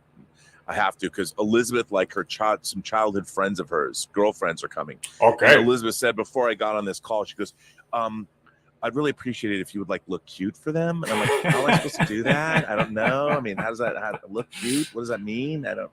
Barb and I went to see. Walk in and tell them about my Cenobite sex dream I just had. So okay, I'll have to send you my picture of Barb and I went to see Barbie this last night, and we dressed up in our best Barbie and Ken to go see it. So I'll have to send that to you to take a look. Maybe that'll give you some ideas for looking cute. So, and what's funny is we went out to eat at a local restaurant just down the street from here, and they've renamed the restaurant the Dream House. It was perfect. So. The food was I had a delicious fried chicken sandwich with a tequila drink, so it was great. But dude, that's a Saturday night for me right there. It worked out great, and then we went to see the movie. So anyway, that's S.A. Fipen jumping in. Welcome in, S.A. Yes, yeah, good luck, Kevin. I grew up in the Penn State area. My parents worked there. My dad was an emeritus professor and then a provost there. So nice. Yeah, my sister's still involved with it. So yeah, so the 3-body problem. Wow, interesting one. Oh, did you read it? No, I'm reading about the computing aspect. Oh, dude, you gotta watch it. You gotta read. The book is so good. I mean, it's just one of those compelling, really compelling science fiction stories. And it's really heady. Actually, all 3 books, it goes to quite a wild place. So. Yeah. But what I love about it is the second book, The Dark Forest, and it gets into the whole dark forest theory. Like, maybe it's not a good idea that we broadcast our location out into the galaxy. I have my own. I mean, I think that we need to get to the Einstein ring.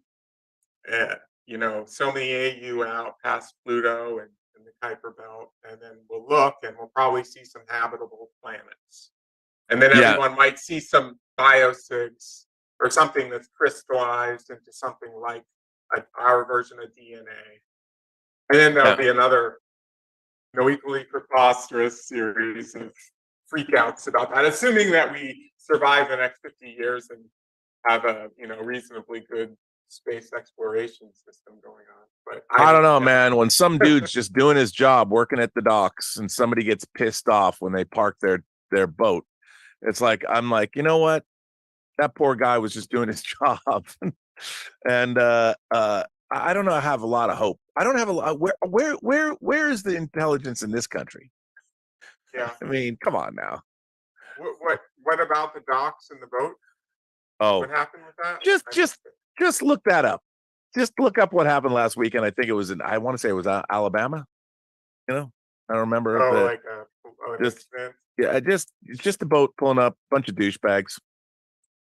But it was one guy represented my favorite. You talk about a knight in shining armor. A guy dove in the water and swims across. He was awesome. That guy was great. But really? yeah, I did not see that. Come on, man, you got to get up on your pop culture. It's been memed. People writing songs about this. Okay, yeah, I've just been watching the news. Yeah, it's well, I mean, shout out to the people of Lahaina. The first time I went to Hawaii when I was 8 years old, I can't believe what happened. I mean, can you imagine? It was the middle of hurricane winds. It was 60-mile-an-hour plus winds that were blowing fire. I can't even imagine what that was like. I think that, there's going to be a lot of pushback about what happened. Well, now everybody's trying to. Well, everyone's trying to blame everybody else. I mean, first of all, if you go to, they're going to blame, they should have declared it. They should have sent it. But they don't have a plan. I mean, if they told the Army to go over there from Oahu and drop use all their trillions of dollars a year, they would have. But they don't have a plan. But it's also too late. I mean, you're dealing with literally a firestorm that was driven by hurricane winds. I mean, and this has never happened before. Nobody had any. There's nothing analogous to what happened. It was just horrifying. And it was such a nice place. It was, when you think about Hawaii, if you're not on Kauai and you're not on the north shore of Oahu, you think about what Lahaina was. Hopefully, I mean, I gotta hand it to Jeff Bezos and his hottie Lauren Sanchez for stepping up and donating $100 million, just going, here's $100 million to rebuild. Yeah. I mean, well, they'll get the money, but the main thing is that they destroyed the last 150 years of what was happening there. So I know, it's so sad. Yeah, very sad, very sad. So I don't know. And so many people lost their lives. I know they can't. 1,000 people are dead, but 1,000 people are. Well, they're missing. 1,000 people are missing. Yeah. I mean, that's like the last place in the world that you would think something like that would happen. That's right, and you'd think that they would have some kind of solid plan, disaster plan. So, but it's so damp. It's so tropical. You would never think that anything would burn. Maui's the driest, one of the drier climates. It's not like the desert and the Big Island, but it's one of the drier climates. And spending time there, it's like you're in part of LA. I mean, you could be in Silver Lake hanging out there. It's like another. I mean, it makes no sense that they didn't have a plan and they let the whole thing burn. And I mean, it was. Well, nobody could get. It would happen so fast. Yeah. I mean, it was. So it's like it was a whaling village. I mean, I love that place. It's like it's totally disturbing to see somewhere that I was going to get a vacation home there. That was our plan to actually go there and buy something there. And I mean, so like to see that, it's just disturbing. Yeah, it really is. That close to something like that, and just watching the news and stuff. Yeah, disturbing. Equally disturbing episodes. I guess that's what you probably were alluding to. But so that's pretty much our main media feed now, because that and reality TV. There's a writer's strike. There's an actor's strike, right? And we get bad musical Star Trek episodes. So, thank you, SA. Yeah, I'm sorry to cut you off, and I'm sorry to rip on Star Trek even more, but I can't help it. We got another super chat. Thank you, SA, for joining us. And by the way, there's lots of opportunities out there to donate to relief for the people of Maui and Hawaii. So make sure that you make a contribution if you have the opportunity to do so. Thomas Abdi, he is a member for 4 months, and he says, "Hi, Rob, with For All Mankind Season 4, The Morning Show Season 3, Masters of the Earth, and possibly the Godzilla spin-off show, it will be a busy end of the year for Apple TV+. Yeah, I mean, I don't know when For All Mankind, when we're getting that. I cannot wait for the 4th season For All Mankind. I love that show so much. I mean, the last episode of season 2 is one of the great hours of TV. You know, and it's interesting because in the previous seasons they've always hinted at where we're going next, but that didn't happen in this last season. I have no idea. All I can say is hashtag free Margot. Sure, that's all I'm at. I mean, but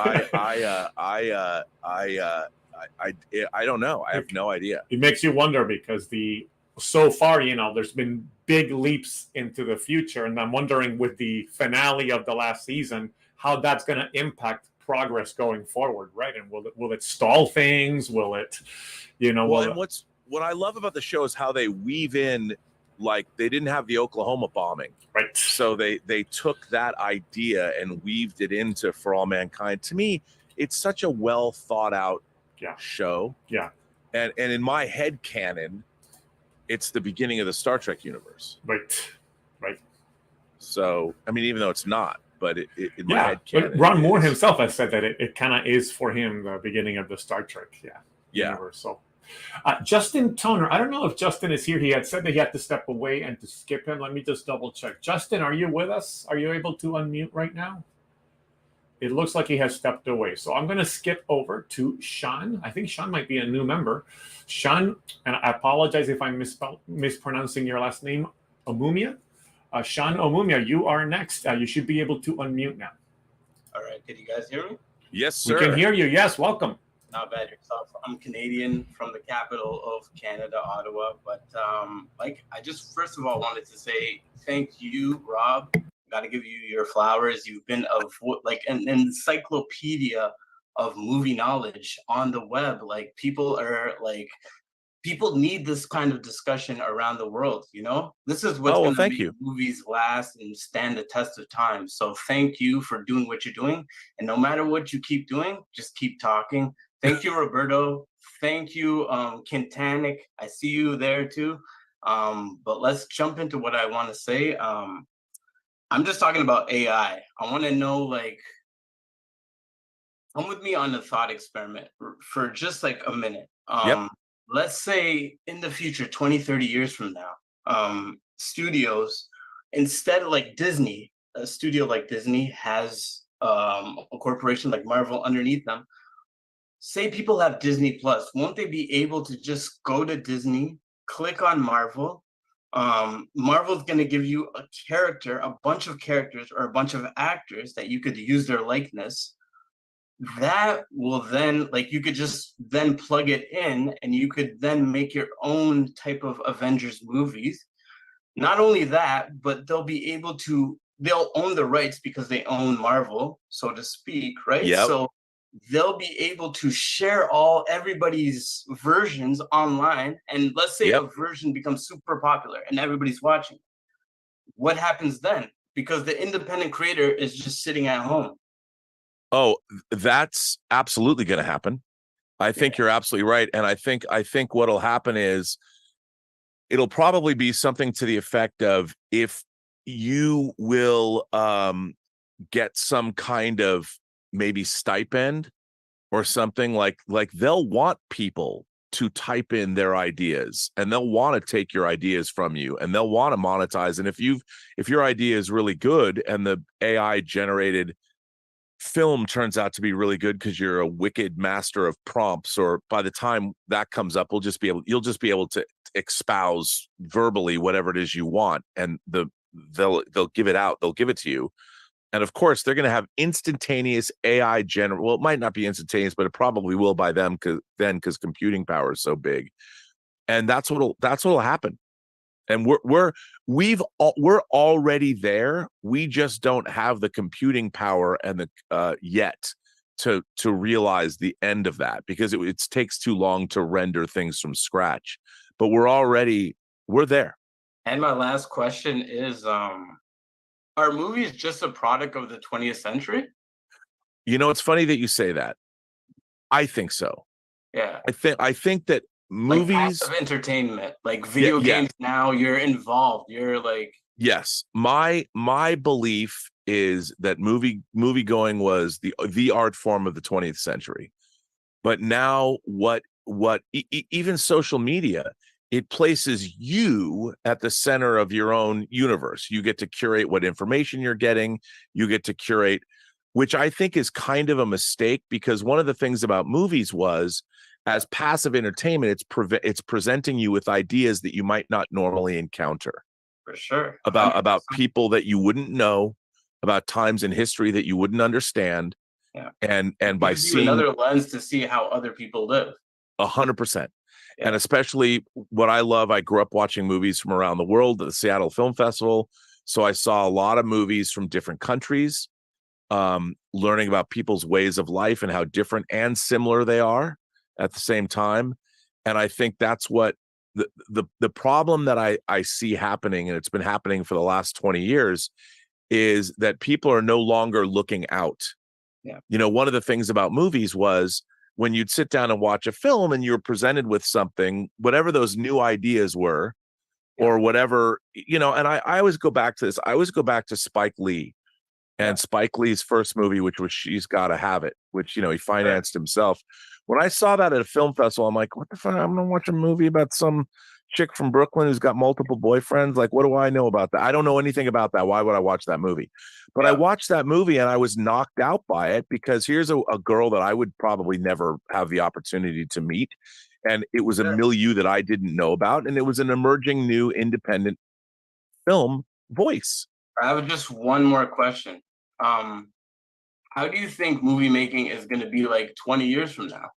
Is it going to be just all human? Is it adjacent, like with AI, or is it just going to be like more AI? Like, it's a great. Does Hollywood have a chance, a real chance? I think it's hard to say, because we don't even know. There's probably ideas, or there's things I haven't even conceived of yet, because I haven't gone that deep.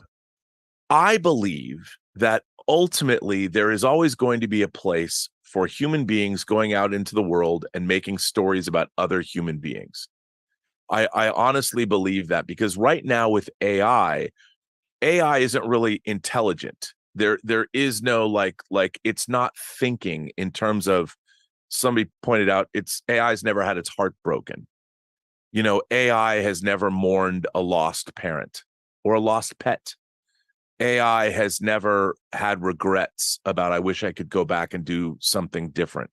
All AI can do is simulate that idea by collecting enough data points from enough stories, enough stories about heartbreak or whatever. So it can recreate those things as best it can by using data points.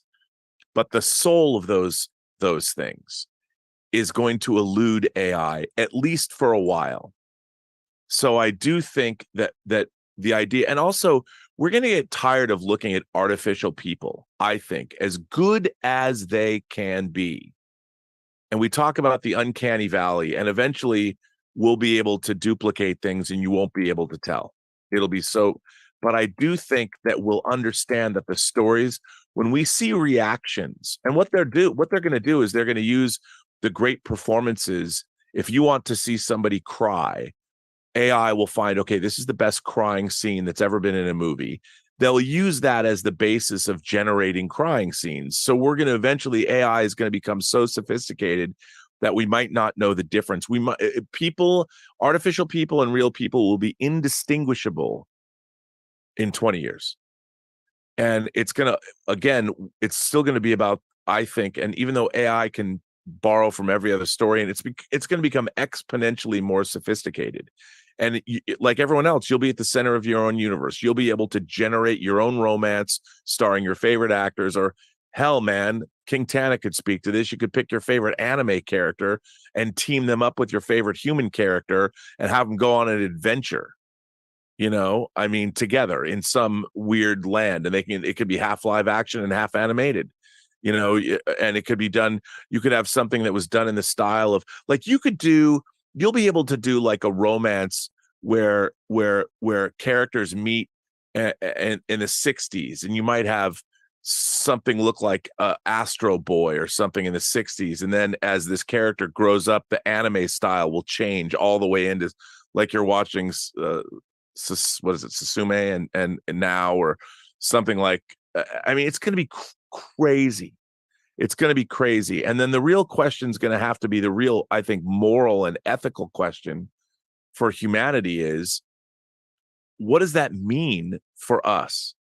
If all art, like, who's going to pick up an instrument if you can punch into AI, I want to listen to Beethoven's Seventh Symphony, but I also want Dizzy Gillespie or Dexter Gordon or, you know, Charlie Parker to play with the symphony, and it'll be able to generate that. I mean, but what's going to happen? I mean, are we gonna not want to see people be able who can shred on a guitar anymore? Like, it's going to be weird. Like, and I don't know what's going to happen. All I know is that AI is going to be able to duplicate. When you have a robot that can duplicate the actual brush strokes of Rembrandt, or I don't know what that's going to be like. And that's why I believe, I've said this, and I honestly believe this, that human authenticity is going to be the most important currency moving forward, because it's the only way that we're going to be able to know each other.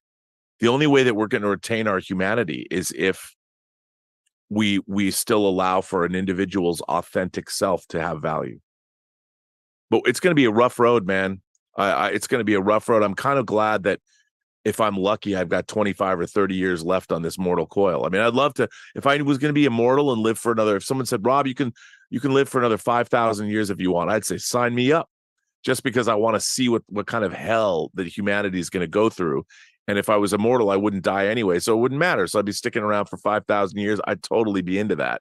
But I just deal with the next 25 years. I really believe that. Yeah, I'm wondering if at some point too it will become like in that movie. Sean, it's good to see you, by the way. Thank you. Yeah, by the way, yeah, Sean, thank you so much for joining us today. And again, sorry I hate cutting, especially new people, off, because I know that they're, we got limited time. I have a hard out because this time it's an Elizabeth. It's an Elizabeth requirement thing. Cute. Yeah. So to move things along, I'm going to bring in King Tannic next. So here's King Tannic. Welcome, Israel. Dude, I didn't mean to drop your show immediately, so I apologize. I just dropped. I saw it. Thanks, Roberto.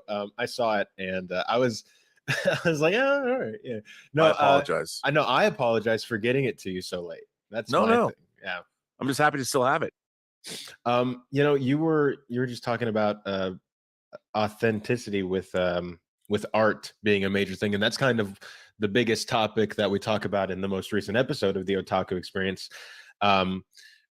because the Chainsaw Man author Tatsuki Fujimoto was interviewed a few weeks ago, and an excerpt from that interview kind of started stirring the pot in the anime circles, where he was asked about how do you live Hayao Miyazaki's final film, and he was saying that he thinks that with Hayao Miyazaki retiring, that also is the death of authentic fantasy cultures in anime, because in his opinion, no one else would do the work and the effort of traveling to different countries and cultures and studying them in order to incorporate all of those things to create believable worlds. And the interviewer then brought up the isekai genre these days, where a lot of it is kind of based off of like RPGs, or like they're building off of already fake worlds rather than taking things from the real world and then making something new out of those pre-existing cultures. And so he was saying that he doesn't think that there's going to be authors in the future that have like a drive to do that. And I kind of disagreed with him in the sense that I don't think it will be like that forever. I think we'll definitely enter a period where it's like that for a while. But then I think either whether it's an author who, you know, has a super big passion for this and grew up with Miyazaki's films or whatever, or the audience starts demanding it, I think we're going to see it come back eventually. And he even brought up Makoto Shinkai, who did Suzume and Your Name. And he was saying the thing about Makoto Shinkai is he's really good at doing things that are just focused on the Japanese culture. Yeah. Which I think is very apparent. Like, I love all of his films, but I think there's definitely like an understanding that I don't have because I don't live in that culture. And so I think there's so many layers that he has there. But then Hayao Miyazaki was that on steroids and can do it with other cultures. And so he was kind of saying that he doesn't know if that's going to be there in the future. And so I agreed with you that like authentic worlds and authentic stories are going to be key, because I think the audience can tell when it's artificial. Yeah, and you can already see that there's I think a lot of our civilization is looking at AI, and they think that they're going to be able to create things that are theirs. Like, there's this idea like, Rob, why are you pushing back so hard against AI? I mean, I'll be able to make these things that I want to see. And I'm like, keep in mind, you're not making them. They might be your ideas, but everything that you see was already created in some way, shape, or form by somebody who might have spent their life learning how to draw. You know, it's the old adage, like Picasso says, okay, could you do me somebody passerby at a cafe says, can you do me a sketch? And Picasso tosses off a sketch on a napkin and says, here, that'll be $1 million. And the person's like, why should I have to pay you $1 million? And Picasso says, because it took me my entire life to learn how to toss off a sketch like this on a napkin for you. So it's worth $1 million.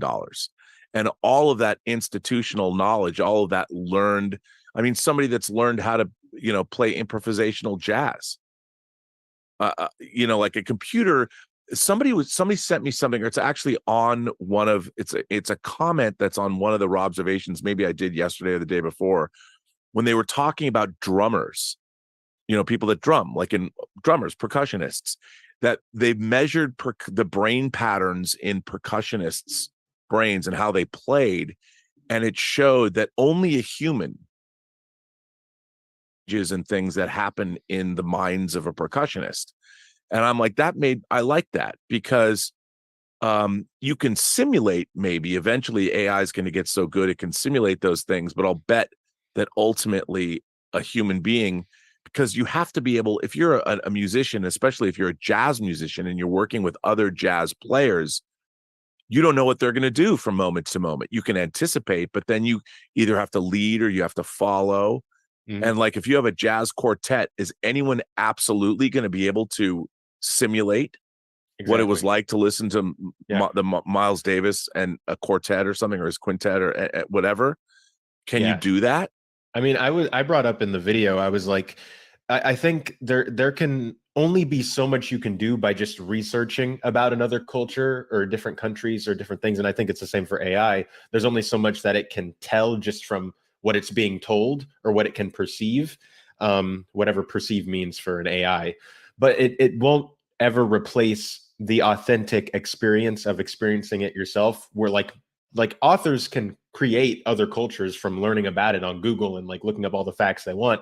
But Miyazaki would go to other places and kind of see what that culture was like. And I think there's an authentic recreation. You can tell that it's based off of experience. And you were talking about how an AI has never like felt the death of a loved one or experienced those things. And so I think that AI will be used for, and I think it could be for like a while, how you were saying, like where like audiences will like recreate their own things. But I think eventually they'll get tired of that because they'll realize it's not authentic.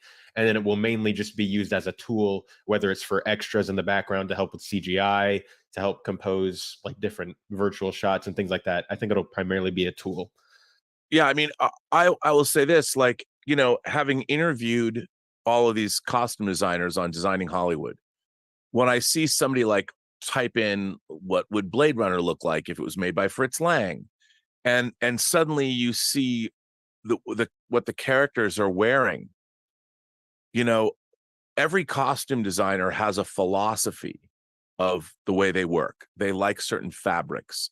They've gone to museums and seen frescoes that were painted 400 years ago and understand how light works. And they get all of those things. You get these computer generated images and they're beautiful. You know, they're really cool, but there's no philosophy behind them.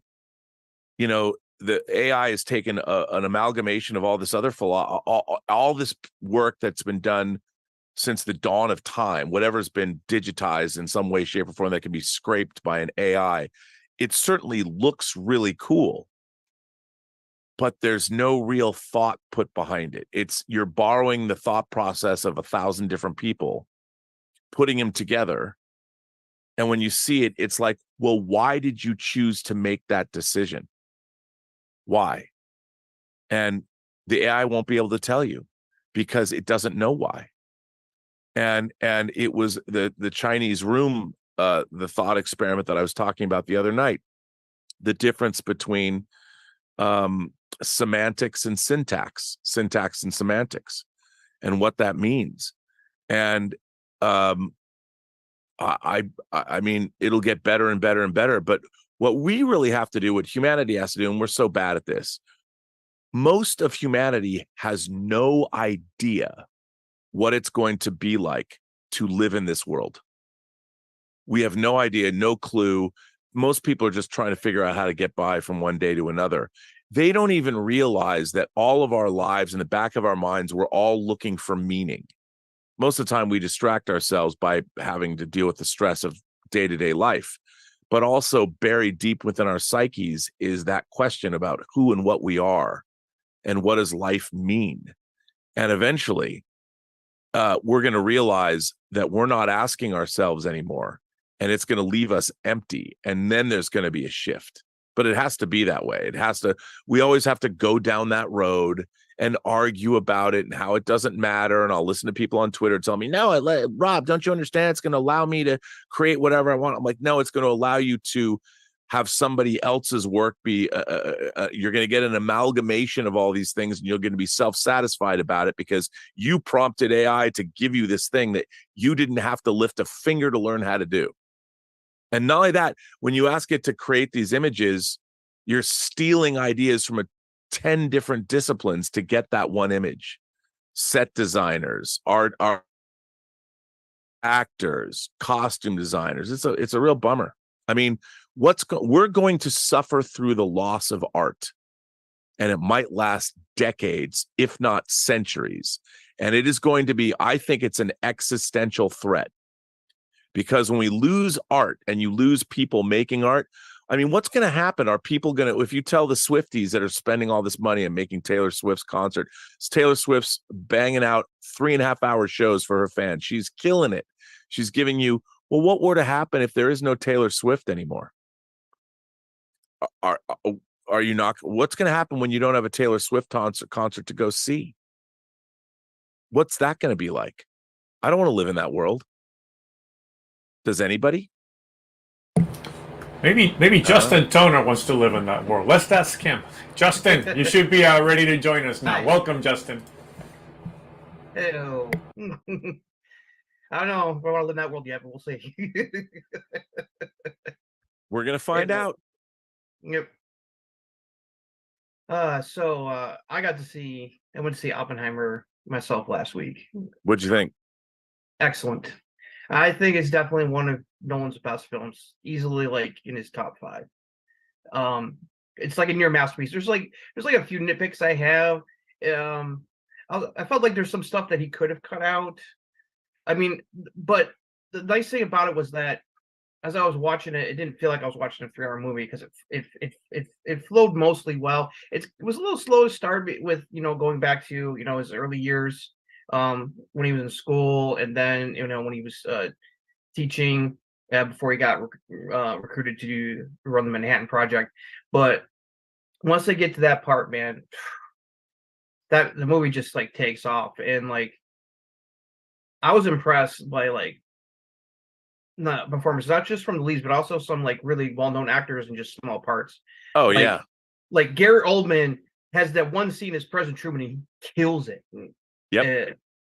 Or like Rami Malek, his character only appears like 2 or 3 times, and like his speech in front of the Senate hearing where he eviscerates Robert Downey Jr.'s Strauss character in magnificent fashion for what he's done and what he did to Oppenheimer was this it was fantastic. Like if Murphy doesn't get a Best Actor nomination, that's an injustice. He definitely deserves it. Robert Downey Jr. I think Robert Downey Jr. is like the second most important character, so he was great.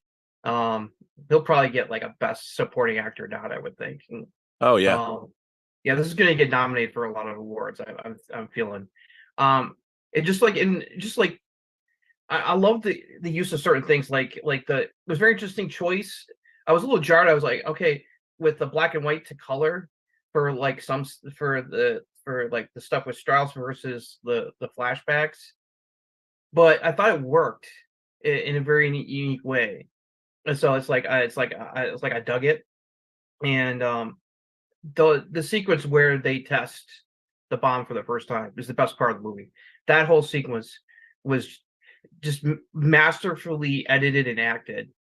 It's like I felt the tension, even though I know it's like, as a history person, I was like, I know what happens, but like the tension, because they don't know what's going to happen. No, they don't know. I mean, can and that's the thing, like, that the theoretically, well, it's just maybe I think was it one of the scientists had a theory that if they set off the bomb, it would start a chain reaction that would destroy the planet, and then they had the math run, and it's like, oh, there's less than a 0% chance, almost a 0% chance it has, so like basically like less than 1%. and I love Matt Damon's character, like, wait, so you're telling me there is a chance that we could destroy the world if we press a button? Yes, but it's a bit of what? What's but think about that. 0. Yeah, I mean, what's amazing about that is it was something that had never been done before in all of human history, and the idea that they were doing it, and they had no clue what would. Yeah, they had no clue what they were. Yeah, that's why I love that. Even I know some people complained that they didn't show the footage of the aftermath of the bombings. I don't think you needed to. But that was the whole point. When they see what the bomb actually does, that's all you need to know. Well, that's the whole thing. It's like movies are all about perspective. Yeah. And if they were to go to Nagasaki or Hiroshima, the perspective of the movie would change. Yeah, no. And you can't, in the story that they were telling with all of these scientists, they're doing this thing, but their experience really, they had no idea the human toll of what it was that they were doing. Yeah, and also the implications too, because they were just like Oppenheimer were all focused, like, we got to beat the Nazis, we got to build this before the Nazis do, or else we're fucked. And they didn't stop to think or even comprehend the ramifications for the world of creating this weapon. And I love how Oppenheimer struggles with that with the rest of his life. What it did for the world. I become death, destroyer of worlds. And like that whole flashback scene where they find out that the Russians have developed a nuke, and then they find out, oh crap, that guy that the English sent to assist the project, he was a Soviet spy. Crap. And so that further hurts Oppenheimer, because Oppenheimer's like, there was no leak. There was no. He was like 100% certain that there was doing, and it's like, no, there was a leak. There was a spy, and that's a historical fact. And that guy was a Soviet spy. One of the things they got the information they needed to eventually build their own bomb. Yeah, and if you think about it, in all of human history, with the creation of the atomic bomb, our history was irrevocably changed forever, and we now then afterwards have to live in a world where we're capable of destroying the planet. We now have, which by the way, is something that even to this day, right now, is being thought about and used in brinksmanship games between North Korea, between Iran, between the former Soviet Union, Russia, and us. The idea of, will Russia use nukes in Ukraine? We're dealing with the reality of this on a daily basis, and we don't even like, what does it mean? What would happen? What would happen to our planet if a tactical nuke was used on Kiev? What would that would completely in an instant change our world. It was one thing because there was a finality to the bombings of Hiroshima and Nagasaki. It ended World War II. The Japanese basically, that was the end of the war. So there was a finality to that. If there was a nuclear device used now, it would be the beginning, not the end. And it would change forever, because once somebody got a taste of using one tactical nuke, then somebody else could use a tactical nuke. And already there are people that Iran would love to drop a bomb on Tel Aviv. Let's get rid of the Jews. Let's get rid of Israel. We hate Israel. Let's do that. And that door, by the way, that's something else we're going to have to deal with. That door is going to get opened sometime in the next 25 years. And how are we going to respond? How are we going to respond? And it's terrifying. And I think that movie, it's great that it came out now, because it leaves people to contemplate where are we at, where are we going, and what's going to happen if this terrible power is ever used again. Is it? I don't know. I mean, they say in the movie that the bomb didn't end the World War II. It started the Cold War, and eventually just basically started the nuclear era of war. And we're clearly, humanity, we're infants. Mm-hmm. We act like infants. As a matter of fact, I would say that we have devolved over the last 50 years, especially over the last 25 years. No. And we've devolved to the point where this kind of behavior, people would say it's okay. Mm-hmm. Yeah, it's okay. We can get away with using it, because the nukes that we have now are 50 times more powerful than the bombs we've dropped on Hiroshima and Nagasaki. And because we've never used one, the reality of it didn't really happen that way. It wasn't exactly like the Holocaust didn't happen. Yeah. No. It's not, it wasn't that bad. You can visit Hiroshima and Nagasaki even today. How bad could it be? Right. Doug Salier is up next. Welcome, Doug. What's up, Doug? Hi. How's it going? I'm going to Rod Stewart tonight. Nice. Kind of excited. Oh, that's about a good that. show. Yeah. I was surprised Cheap Trick was the opening act. Yep. Which is kind of amazing. I wanted to show you some of my toys. I was looking at that. Is that the McFarlane Batmobile? No, it came from Bradford Exchange. Okay. My wife thought she was just ordering me one, and it was part of her collection. So she paid $100. She thought, it's worth it, right? Because I'm a big Batman 66 fan. Sure. And before long, for another $100, came the Joker car. Wow, that's cool. And then not too long after, a few months after, came the Kitty car. Yeah, that's cool too. Yeah. And in a month or so, I'll be getting the stand for it. But you need them. Your wife understands that you need them. You have to have them. Yeah. You need them. No, it's exciting. I'm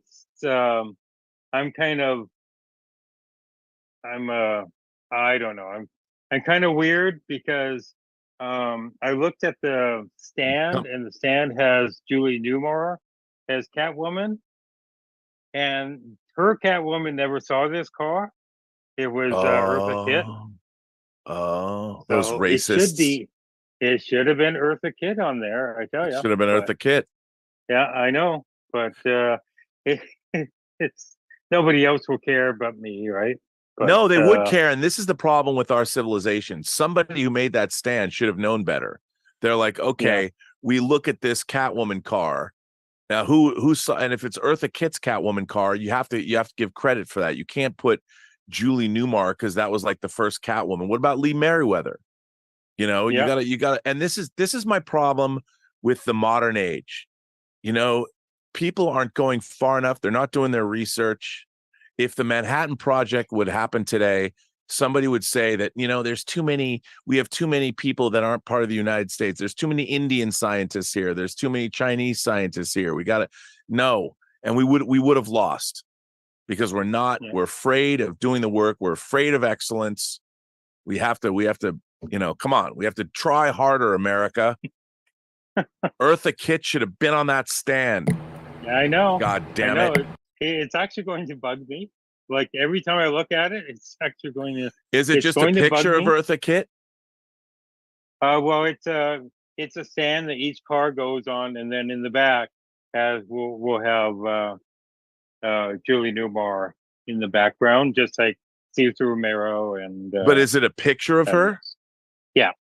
So you got to find a picture of Eartha Kitt and cut it out and put it on the back, and you know, that's all. It's always good to do a DIY version of something, modify it. That's what modelers do, constantly modifying stuff.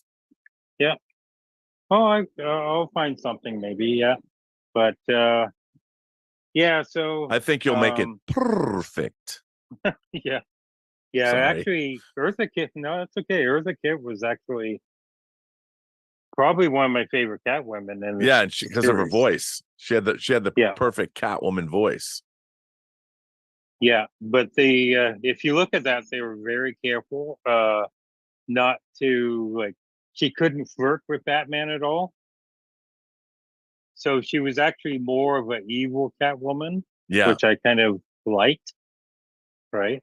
So so it kind of so the racism back then, you know, almost made the creative almost better, right?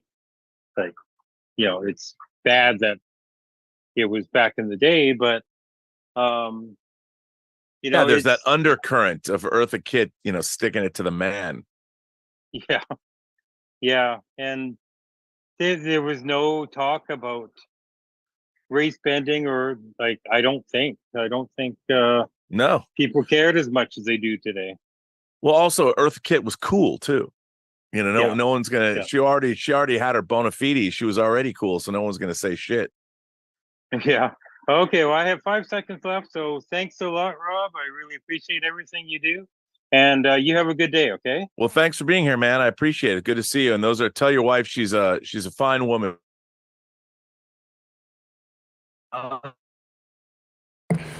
And Rob, it's possible too that the company couldn't get the Eartha Kitt rights.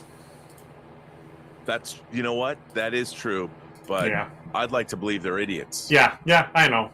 But I know that like McFarlane, I believe, has the rights to do the Eartha Kitt doll, so it's possible that there's some kind of collectible license thing. They said you can have one Catwoman, or maybe they could only afford the licensing for one Catwoman, and so they picked one of them. Yeah, so which I understand. I understand, but it does go against kind of the genuineness of it, right? So yeah, man. All right, we got Glenmark coming up next. Welcome, Glenmark. My man who writes the best liner notes ever. By the way, you sent me more. I just saw that you sent me more. Yes, I did. Yes, 873. I'm a little bit behind because I've been working on some projects, but it's okay. You don't have to apologize. It's funny because I was thinking I was going to be like, I realized you don't write the notes for Midnight Musings. I was thinking last night that would take forever. It would take forever to write the. I think I'd have to ask for a paycheck for that one. I think. Yeah.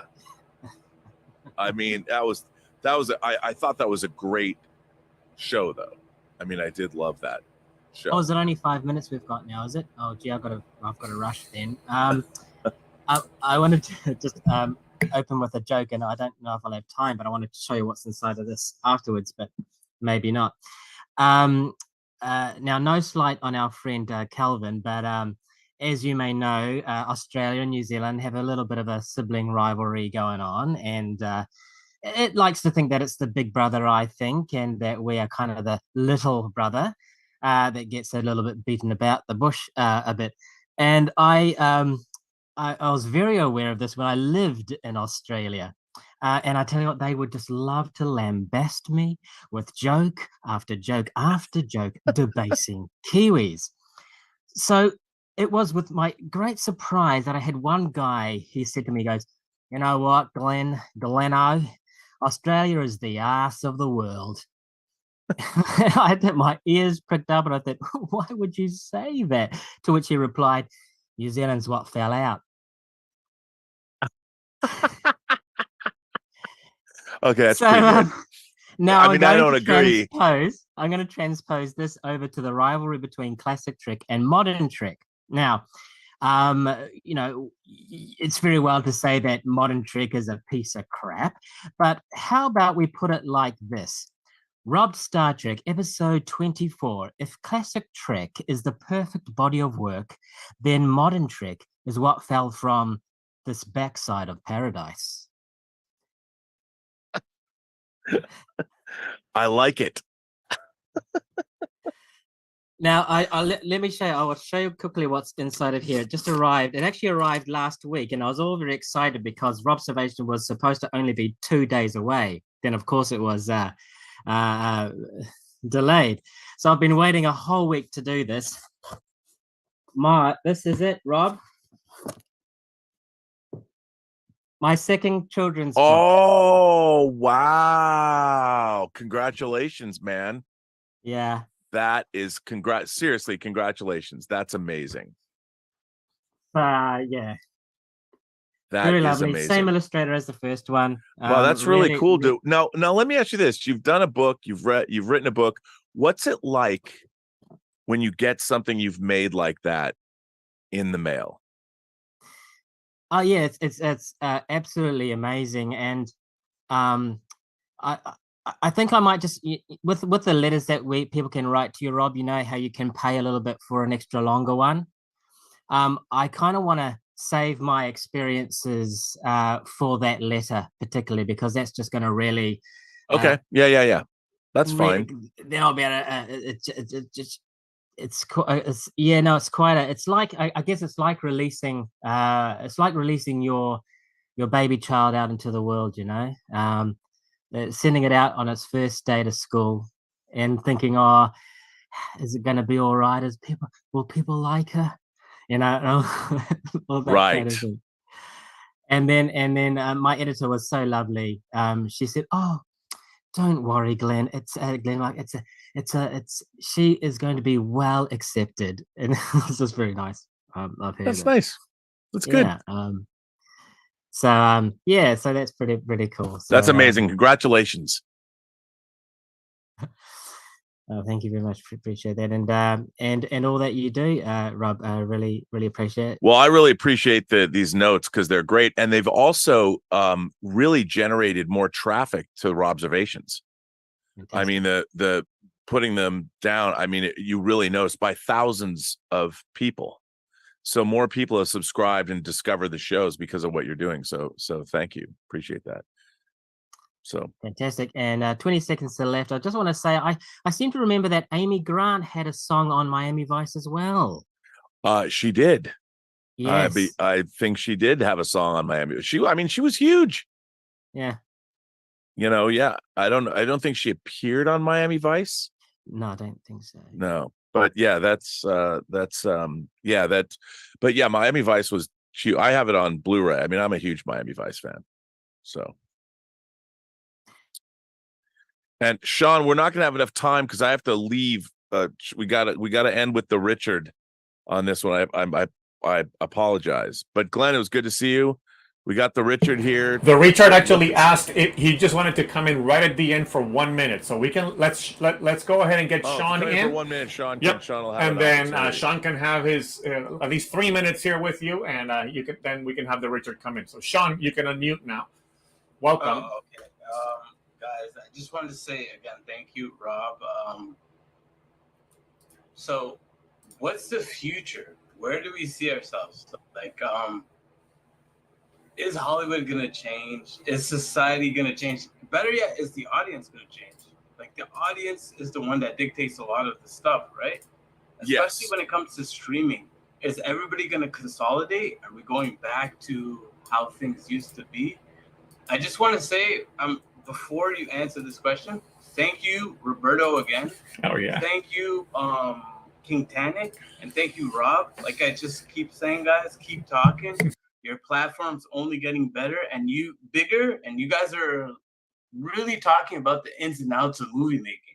Like we don't really have a lot of this stuff on YouTube. We have a lot of criticism. We have a lot of stuff like that, but thank you guys. But where is the future? Like you said, humans are always at the center of the movies, but is that going to be a reality in 5 years, in 10 years? Well, I think, I mean, look, I think here's Sean, it's a really great, thoughtful question. I very much appreciate. I mean, it's you guys that elevate the discourse on the channel here, which I love. But I think ultimately all of this, in a way, is going to make collectively humanity, like we always have to do, is going to have to come to grips with things that we've never had to come to grips with before. And I think that one of the great things about the storytelling that's in movies and to a certain extent great television in the 20th century was we never had that before as a medium where we could see ourselves on a big screen, tell us stories about the human condition that we could then reflect back on and ruminate on later. I mean, if you think about it, in the 1800s, and you couldn't watch people on a 50-foot wide screen and watch them go through experiences. You could watch a play, but people were human sized. You know, you could listen to music and watch a string quartet play, but you couldn't watch a concert on a giant screen. You couldn't watch Pink Floyd The Wall, or you couldn't watch, you know, the Glenn Miller story, or you take your pick. You couldn't watch whatever movie is your favorite movie. You couldn't watch that. So the 20th century gave us something we could never see, and that was a way to tell stories. And we've told stories since we were painting on caves about the human condition. And why do we tell stories? We tell stories to convey the basic truths of what it means to be human. And I don't think that's going to change. I don't think the desire of human beings to experience other stories told by humans is going to change, or told by artificial intelligence, which we're going to have to deal with. But there will be a reckoning, and everyone, the corporations are going to try to figure out how to monetize it all, but they haven't. The corporations and the Wall Street think it's not working, because the expectation to have endless growth and the expectation that a corporation is going to know what stories to tell, like great stories are somehow quantifiable on a spreadsheet. That's not working either. You know, they can follow trends, but nobody knows why the Shawshank Redemption corporation's never going to be able to know how to do that. So I think you're always going to need human beings at some point to tell those great stories, because they're not going to go away. But the future, we're going to have to go through a very disruptive period of time where we, as the one race of people that exist on this planet, there's one race of humans. That's it. And we are going to have to collectively figure it out. It doesn't matter what nationality you are. It doesn't matter what color you are, what ethnic background you are. As the one race of people on this planet, we're going to have to figure these things out. And we're going to have to ask these questions across every culture and across every level of society, every economic strata. And we're really going to have to quantify, what are we and what do we want? And what do we want moving forward? Now, I don't know how that's going to happen. I don't even know if it can happen, but it's something that's going to happen, and it must happen in some way, shape, or form. And it's going to happen outside of the economic realities of all this, because what's really interesting is what is wealth anyway? It helps people live, but also the uber wealthy, like, what do they want? Power? Well, what's going to happen is when you don't have the ability to tell stories, you're going to lose power as well. I mean, no one is going to believe anything in 5 years. There's going to be you're not going to be able to watch a politician give a speech on TV unless you're standing in front of that person. No one's going to believe anything anymore. You'll be able to make everybody say what they want, what you want them to say through deep fakes, through all that technology. And I really think it's going to come to the point where we might get to a point where we ban, it's kind of like what the Butlerian Jihad in Dune, when after that they got rid of computers. They're like, nope, we're getting rid of computers. All computers are going away. You can never build something that is designed to be like a brain, a human brain. Gone. And that's what led to like the Mentats and the human computers. We might get to that point where we reject anything that we actually can't see with our own eyes. And even then, we're going to have technology that's going to be able augmented reality that you could probably plug into your brain, where our eyes will no longer be the final arbiters of reality, because we'll be able to get different sensory input. We're going to have to live through all of that. And I don't know what's going to happen, but I do believe at the end of the day, what will ultimately prevail, and I do believe this, is that real human experience. And the thing is, when we live in virtual worlds, the reason why people play video games, when you get caught up in a video game that takes Ghost of Tsushima or Grand Theft Auto or Red Dead Redemption or World of Warcraft, I mean, whatever game you're playing, part of the appeal of those games is you feel them. You go through that experience. You are that character. You know, if you're playing Witcher or you're whatever it is, you don't have that experience in real life. So you get to be a hero and you get a little taste. What was it like when you're playing Ghost of Tsushima to live during that period of time? And if you're a gunfighter in Red Dead Redemption 2, that's the appeal. We're going to get to games, virtual experiences where you're going to live in them you'll get, connected to whatever. You'll be able to live in a machine for a month while you live someone else's, or you live in a fantasy world. And those experiences, like the Star Trek episode, The Inner Light, where Picard lives 50 years on an alien planet. He doesn't know it's seconds. His mind is perceiving that he was there for 50 fucking years. One of the things Star Trek The Next Generation never did was follow that up. And so people understood the ramifications that some of his real memories of his real life would have been replaced by the 50 years he spent living, because those memories were as real to him as anything else. We're going in that direction. And at the end of the day, there's going to be a lot of people that are like, real life sucks. It's like we saw it in Ready Player One in the book. The real life was really lame. So let's go into the virtual world, because that's way better. I look hotter. I can look the way I want. I can look like an anime character if I want to. And we're going to have to deal with all that. And it's going to be fascinating to see where we go. But your question is, Hollywood is right now we have people arguing about residuals, which is a paradigm from 50 years ago. The future that people should be arguing over, they have no idea what's coming. And they're just thinking about AI as this rudimentary thing, like, oh, somebody's going to write a script. Far bigger problems. And it's going to be like, we don't even know what those problems are. And we've got people striking because they want a paradigm from 50 years ago to be accentuated. And I understand, I'm all for the writers and I'm all for the actors, but man, they're arguing about things that are, I think, that are not forward thinking enough. What the writers need to do is they've got to be 25 years ahead and negotiating things that, I understand they need to get where they're getting now because they're getting back to work. We're living in a world where writers and actors are about to be completely removed from the equation. And it's like, look, you look at somebody like, whether you like his politics or not, somebody like Eric July, when he created Isom, his comic book, he made that comic book. It's from him, the Rippaverse. He created it himself. He spent his own money. He made that book, that 96-page book with great artists.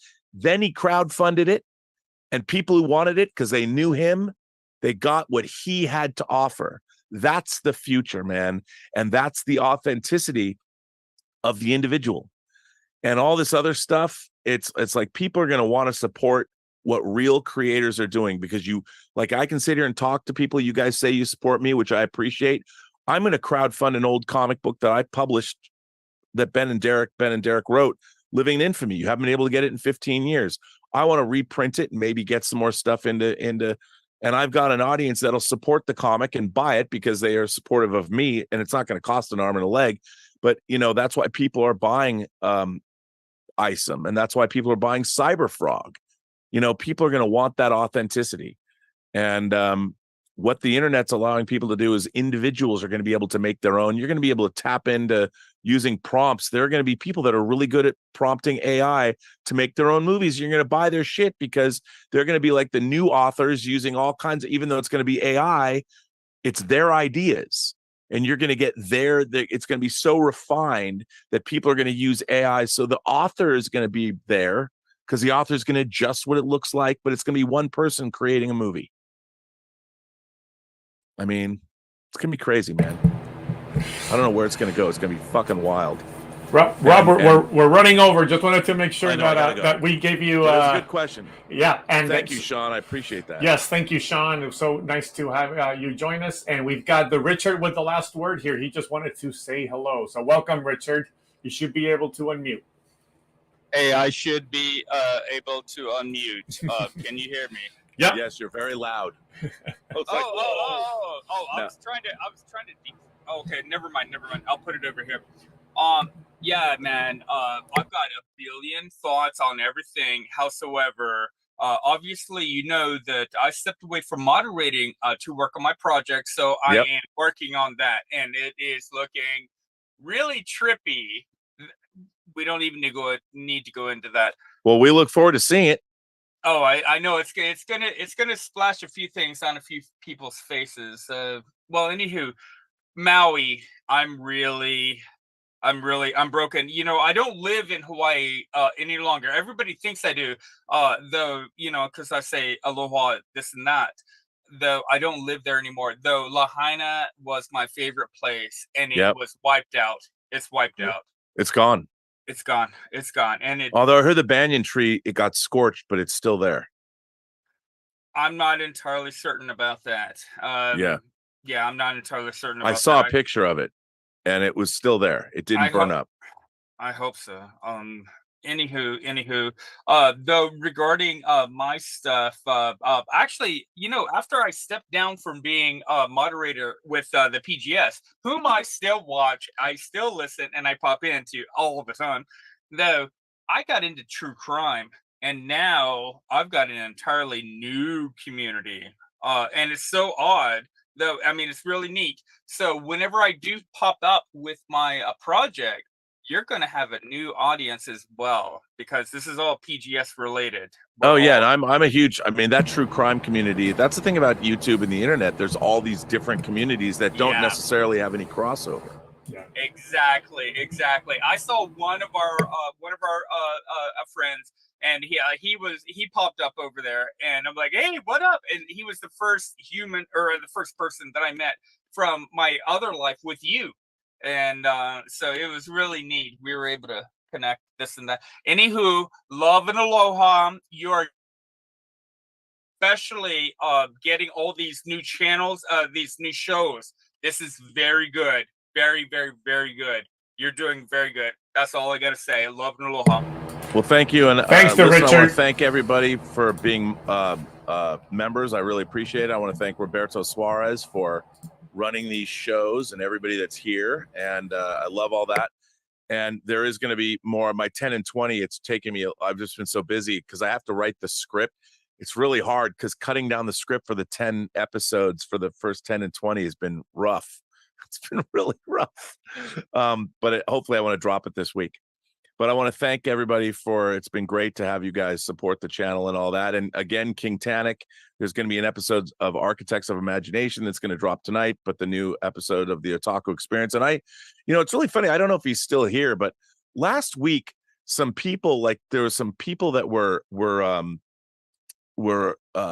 like saying that they didn't like his take on something, and they were kind of rude, and I was like, fuck you guys, you don't be rude to, I mean, I wasn't going to jump in there. I don't believe if somebody criticizes, I never jump in and go fuck you. I never do that. Let people have their criticism. I believe that all criticism should be allowed to linger, and if you want to, if you as a creator jump into the fray, it's a losing proposition, but I do like the fact that we're starting to get people looking at these shows more and more and more, because Israel does a great job, and I think his show is really good.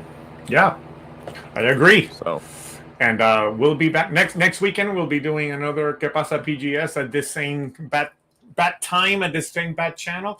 The following weekend, it's gonna be my last day, Rob, that I'm gonna be away. So we're gonna have to wait an extra week for the next members chat. Yeah, no just worries. so you know. Okay, we'll do it. So it won't be in 2 it'll weeks. be it'll be 3 weeks from now. Yeah, because I'm running the Hood to Coast that weekend, so I will be I will be taking care of that. But between now and then, we'll have a Que Pasa PGS next week, and then we will of course see you with all the awesome programming here. But thank you, Rob. We have to let you go, so we're gonna go ahead and say goodbye. Thanks, everybody. Thanks everybody for being here. I appreciate it, and I'll probably do observations tonight. All right, everybody.